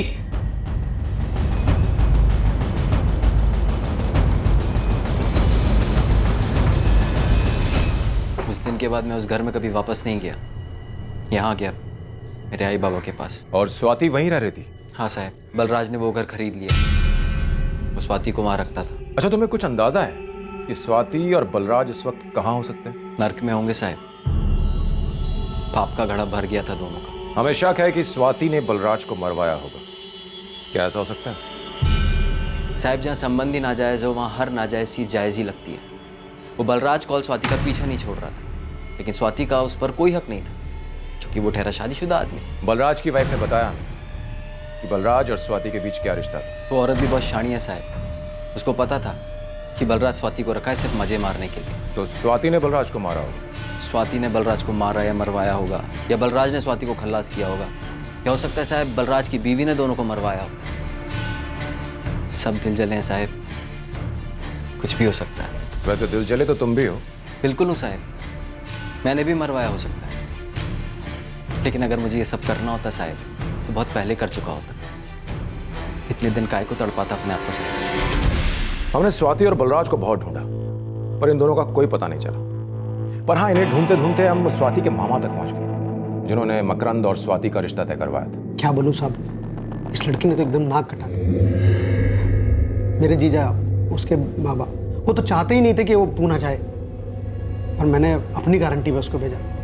मैंने ताई से बोला कि ताई, अपनी स्वाति कम पढ़ी लिखी है लेकिन मेहनती बहुत है, पूना जाकर नौकरी करेगी तो घर में 2 पैसे आएंगे, सबका भला होगा। और इस लड़की ने तो बस बलराज कॉल के साथ मुंह काला करके सब सत्यानाश कर दिया। कोई भी किसी को भी मार सकता है, सब एक दूसरे से परेशान थे। स्वाति कसारे बलराज कॉल को खत्म करने का जिम्मा अपने दूर के भाई टैक्सी ड्राइवर कुणाल मोहिते को देती है। कुणाल मोहिते इसमें अपने एक कॉलेज स्टूडेंट दोस्त नागेश की मदद लेता है। नागेश इसमें अपने एक हॉस्पिटल वार्ड बॉय दोस्त संजय को इन्वॉल्व करता है। संजय अपने एक दोस्त शेखर को इसमें फंसाता है। शेखर का एक दोस्त प्रसाद हमारे गुड लक से बाई चांस हमारे सामने मुंह खोल देता है, जिसकी वजह से ये सारे के सारे फंसते हैं। मुझे लग रहा है कि हमें उलझाया जा रहा है। कहीं ऐसा तो नहीं कि हम सोच कुछ रहे हैं और बात दरअसल कुछ और। यही हुआ था साहब, और कुछ नहीं हुआ था। मेरा यकीन कीजिए आप, स्वाति ताई ने बोला कॉल को खल्लास करना है। मैंने दोस्तों को जमा किया और कर डाला काम।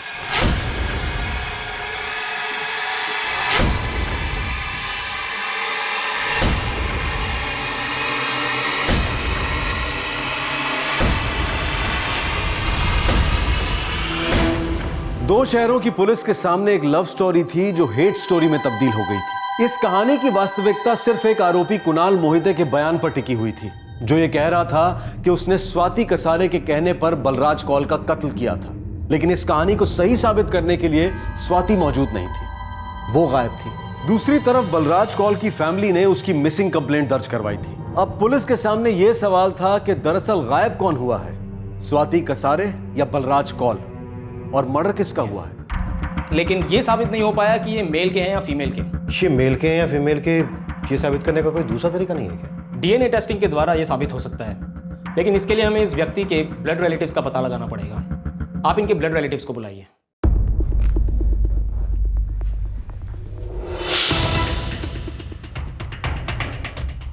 कहाँ जा रही हो? कोल्हापुर। वहाँ की पुलिस का फोन आया था डीएनए टेस्टिंग करने। बेटा मुझे कुछ ठीक नहीं लग रहा है। यहाँ बैठे इंतजार करने से अच्छा वहाँ जाके कुछ खबर ही मिल जाए।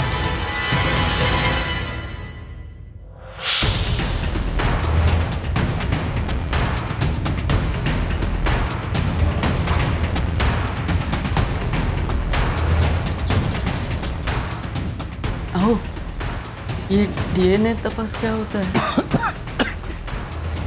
पता नहीं, वहाँ जाके ही पता चलेगा ना। आपको लगता है कि स्वाति ने बलराज को?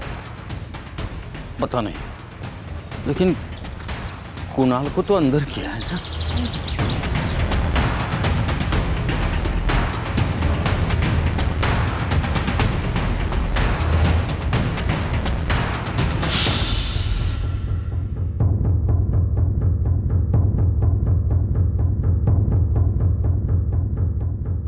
सर, जावेद मिर्जा लौटा है और आते ही उसने पुणे पुलिस को फोन किया। वो खुद लौटा है और पुणे पुलिस को फोन भी उसने खुद ही किया है। हाँ सर, और ऐसा तो PSLV के साथ है। जावेद, तुम्हारा दोस्त बलराज कौल कहाँ है? मुझे क्या पता साहब, मैं तो खुद दोस्त के बाद घर पे लौटा हूँ। तो हमने बताया कि बलराज गायब है और आप लोग यहाँ पर आए थे। कैसे जानते हो उसे? तो काफी पुराने दोस्त हैं हम।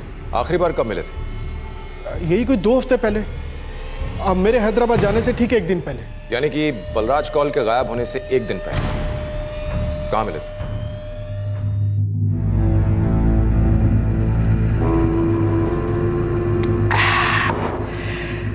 बस एक लास्ट क्वार्टर और उसके बाद घर चलते हैं। अच्छा, तो तेरे तो दो घर है।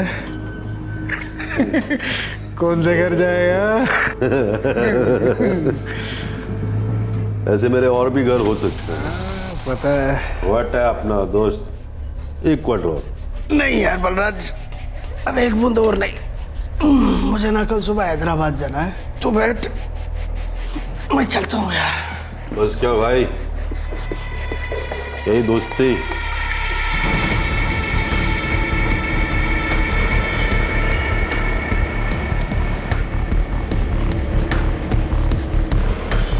और भाई भाभी बच्चे सब फिट?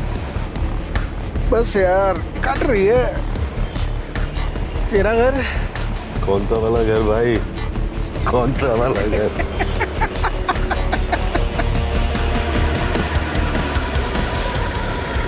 अरे बलराज, संभाल के। पर सुन, संभल जा यार। टेंशन नहीं, चल चल मैं चलता। जा, टेंशन नहीं।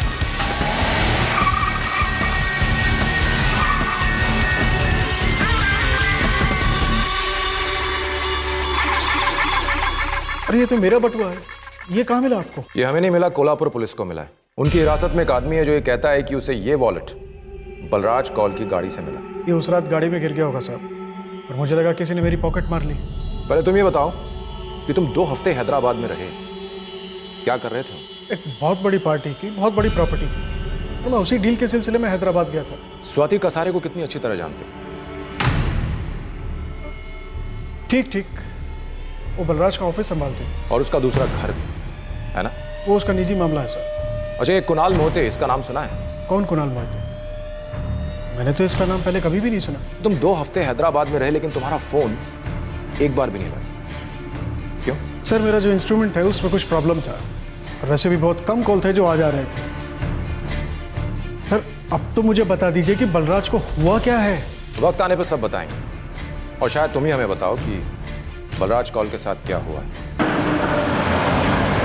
मुझे इस पर डाउट है हेमा। एक काम करो, तुम इसके सेलफोन रिकॉर्ड्स निकलवाओ और इसके सेलफोन के लोकेशंस भी, और कोल्हापुर पुलिस को भेज दो। Okay sir.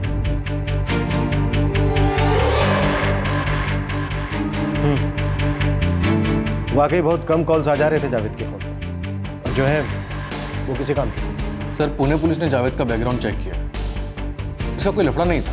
मतलब जावेद अब शक के दायरे से बाहर है? सर इस वक्त कुणाल मोहिते के कबूलनामे के अलावा वाकई में हमारे पास कुछ नहीं। अगर ये खून का गलत इल्जाम अपने सर पर ले रहा है तो क्यों?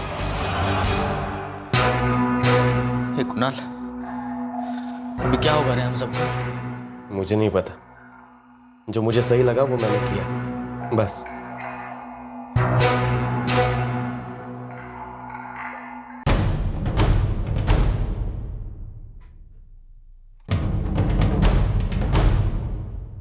ताड़े, हमने कितने केसेस में देखा है कि लोग लाश को अक्सर इसलिए जला देते हैं ताकि उसकी शिनाख्त हो, और अगर काम को सही ढंग से अंजाम दिया जाए तो अस्थियां तक नजर नहीं आती। वो तो बाद में पता चलता है कि जिसको हम विक्टिम समझ रहे थे दरअसल खूनी वही। सर कुणाल का कहना है कि उसने ये सब कुछ स्वाति के लिए किया, स्वाति के कहने पर किया था, लेकिन अभी तक स्वाति का भी कोई पता नहीं। बस एक बार डीएनए टेस्ट हो जाए, फिर देखना सब कुछ साफ साफ नजर आने लगे।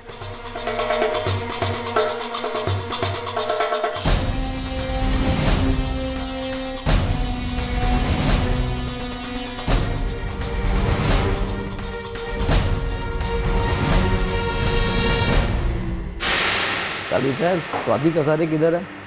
कोई आइडिया नहीं मेरे को भी। अरे पकिया, तू किस काम का खबरी?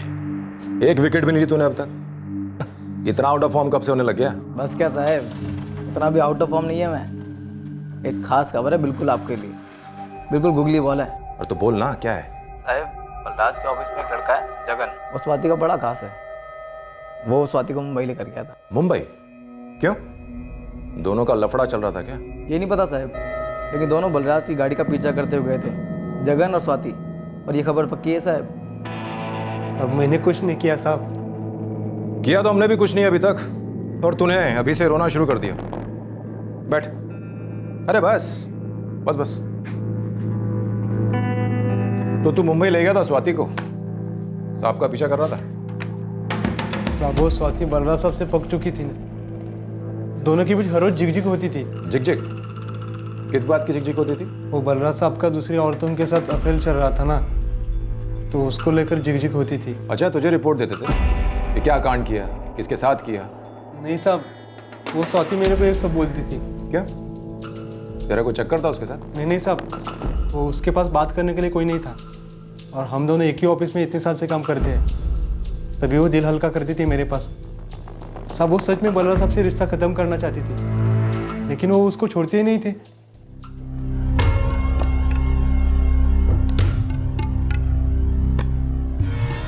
जगन, मुझसे और रहा नहीं जाता, कैसे भी करके तो एक अफेयर पकड़ लूं ना, तो उनसे सारा रिश्ता तोड़ दूंगी। एक बार रंगे हाथों पकड़ लूं ना उनको।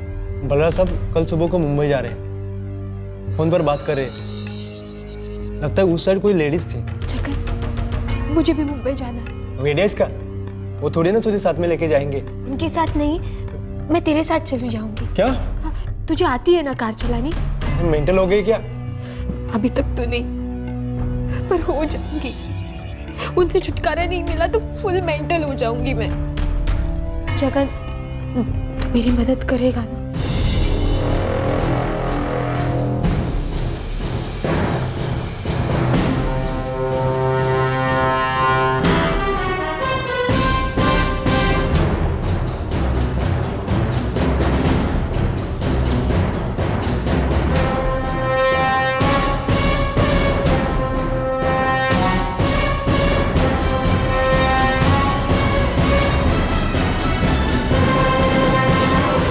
हम लोग वहाँ इंतज़ार करते रहे।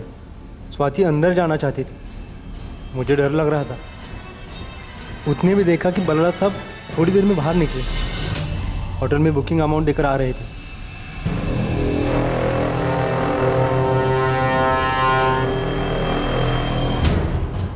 हम लोग पूरा दिन उनका पीछा करते रहे, लेकिन किधर भी कोई भी लेडीज़ वाला चक्कर हाथ नहीं लगा। बस इतना ही हुआ था साहब। इसके बाद जो भी हो बलराज साहब का या स्वाति का, आई शपथ मला काहीच माहीत नाही साहब, विश्वास ठेवा माझ्यावर। ये केस दो शहरों की पुलिस को एक जबरदस्त भंवर में घुमा रहा था। हाँ, कुछ शक के बुलबुले शांत हो रहे थे, जैसे कि जावेद मिर्जा वाला एंगल। ये महज एक इत्तेफाक था कि जावेद उस रात बलराज कॉल के साथ था जिस रात बलराज गायब हुआ था। लेकिन ये केस भी तो एक इत्तेफाक से ही शुरू हुआ था, जब कोल्हापुर पुलिस के हाथ शेखर और प्रसाद अचानक लग गए थे। लेकिन पुलिस के हाथ अब भी बहुत कुछ लगना बाकी था। कथित कातिल लॉकअप में थे, लेकिन कत्ल अभी साबित नहीं हुआ था। पुलिस को बेसब्री से डीएनए रिपोर्ट का इंतजार था, या फिर एक और इत्तेफाक का जो इस केस को अपने अंजाम तक ले जाता।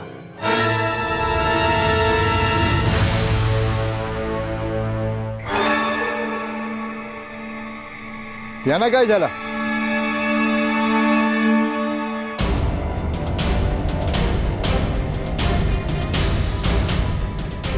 हाँ सर। क्या ये आदमी पक्का मर चुका था?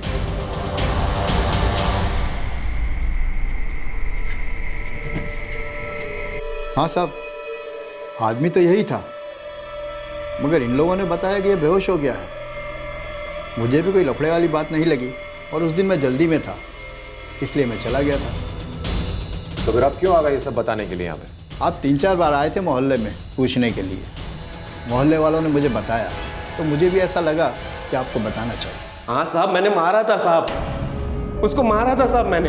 अब कितनी बार पूछोगे साहब? स्वाति ताई ने पहले बोला उसे धमकाना है, लेकिन मैं अकेला कैसे धमकाता साहब? फिर उन तीनों को मैंने साथ में लिया, वो राजी हो गए। अचानक से स्वाति ताई का प्लान बदल गया। उसने बोला उसे धमकाना नहीं है, उसे हमेशा के लिए दूर करना है। मदद तेरे दोस्त यही कह रहे थे कि उन्हें नहीं मालूम था कि मर्डर करना है। सच में उन्हें नहीं मालूम था साहब, सिर्फ मुझे मालूम था और स्वाति ताई को। उसी ने सब प्लान बनाया था। उसने पहले से पूरी सेटिंग करके रखी थी। पण ताई, असं कसं होऊ शकतं? तुझे मेरी कसम कुणाल, हर कुछ सोचना मत। ताई, किसी की जान लेना इतना आसान नहीं है। शीरापुरी है क्या? शीरापुरी वही खिलाऊंगी मैं उसे, नीम की गोली के साथ। फिर मैं वहां से चली जाऊंगी। फिर तुम अंदर आना और उसे हमेशा के लिए सुला देना।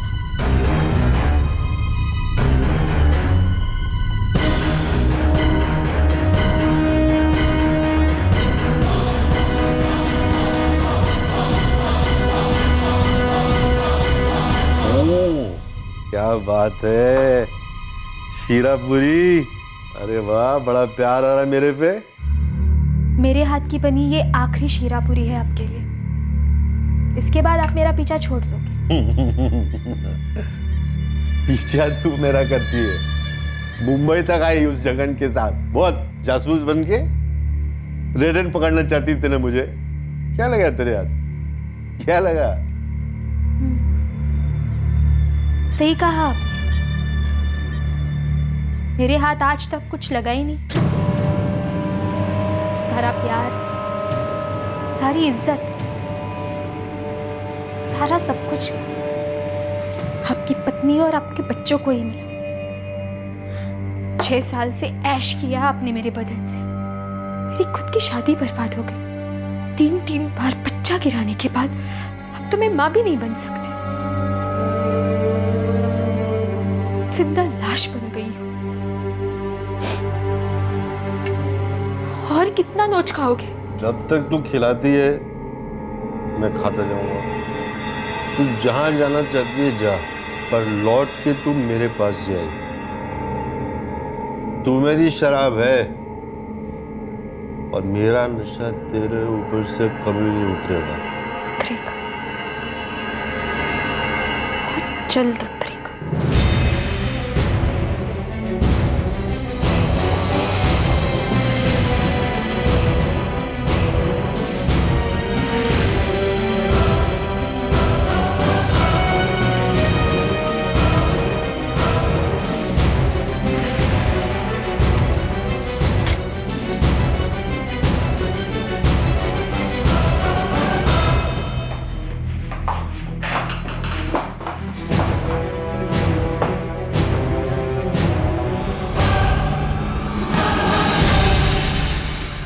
स्वाति कहाँ चली गई है कुणाल? पता नहीं साहब, बस वो इतना बोली थी कि वो एक ऐसी जगह जाकर छुपेगी जहां उस तक कोई नहीं पहुंच सकता, कभी नहीं पहुंच सकता। बरलाश की लाश को पचगणी ले जाकर उसे जलाने का आइडिया उसे नहीं दिया था। वो चाहती थी कि बलराज की लाश कभी ना मिले और वो कहीं दूर चली जाए। स्वाति कहाँ चली गई थी? वो ऐसी कौन सी जगह जाकर छुप गई थी जहां उसे कोई ढूंढ नहीं पाता? पुलिस अब कुणाल के कबूलनामे को लगभग सच मानकर चल रही थी। अब ये मानकर चला जा रहा था कि स्वाति ने ही उस आदमी को मरवाया था जिससे वो कभी प्यार करती थी। लेकिन क्या स्वाति को अपनी जिंदगी से भी बेरुखी हो गई थी? क्या वो भी वहीं पहुंच गई थी जहां वो बलराज कौल को पहुंचाना चाहती थी? सतपाड़ी तालुका में मोही नाम का एक गांव है। खबरी मानिया कह रहे हैं कि स्वाति की बचपन की सहेली वहां भी आई है। स्वाति अक्सर उससे मिलने जाती है और इस वक्त पूरे चांसेस हैं कि स्वाति हमें वहां मिले।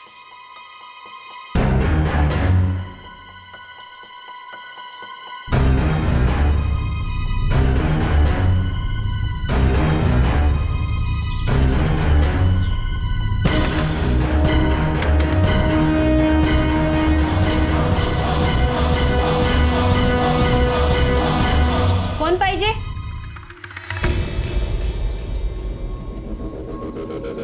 स्वाति ला बोलवा जरा। कौन स्वाति? यहाँ कोई स्वाति नहीं रहती। अरे उसको बोलो कुणाल ने संदेशा भेजा है, जल्दी से बात करनी है, दरवाजा खोलो।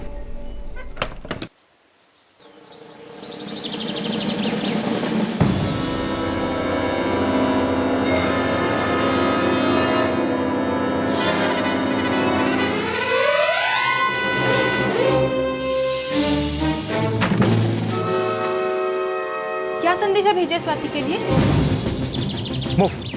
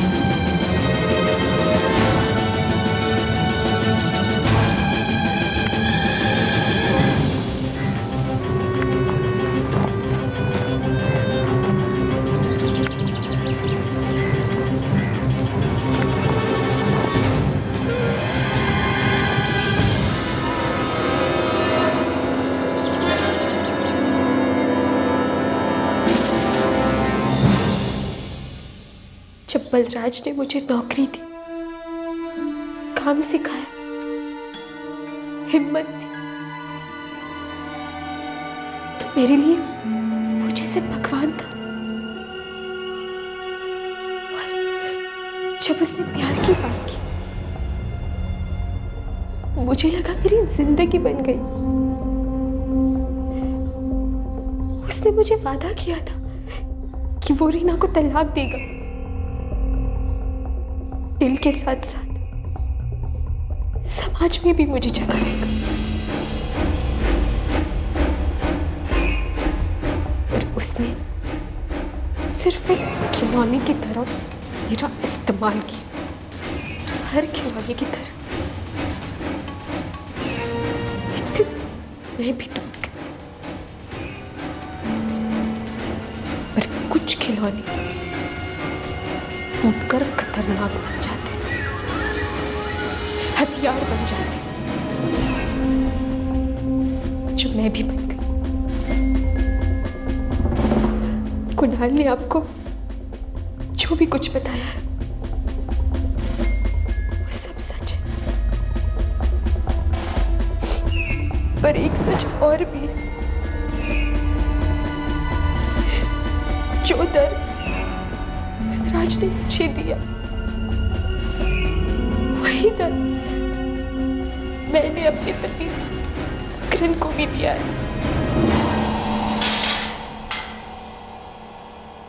चलिए।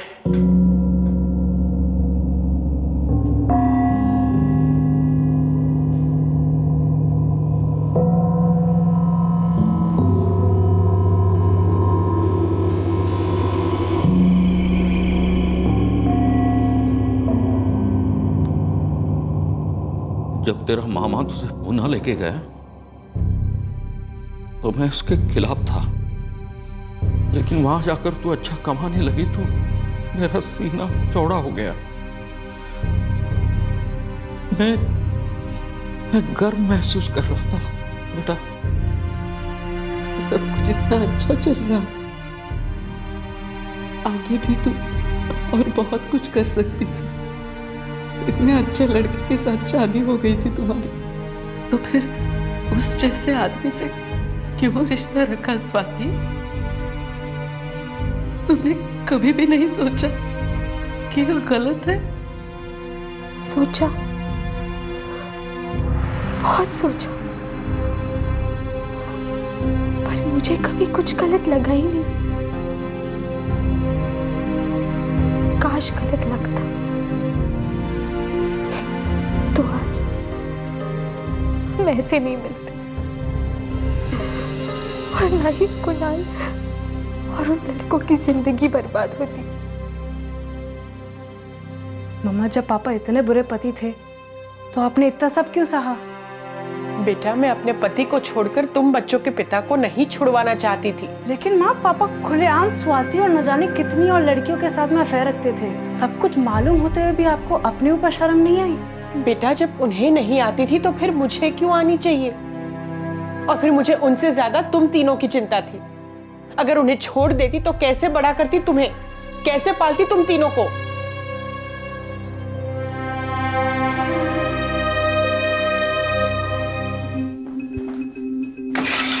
सर, रंगे हाथों पकड़ा ऐसे, एक औरत की चैन खींच के भाग रहा था। उसी गैंग का लड़का लगता है जैसे हम ढूंढने निकले थे। अच्छा है तब नहीं पकड़ा गया, वरना इतना बड़ा केस हमारे हाथ कैसे लगता? सर, अब इसका क्या करें? बातें करते आराम से, धीरे धीरे, ढेर सारी बातें करते। पता नहीं इसके मुंह से क्या निकल जाए जिससे छले गड़े मुर्दे उखड़ाए। अरे पानी वानी पिलाओ इसे।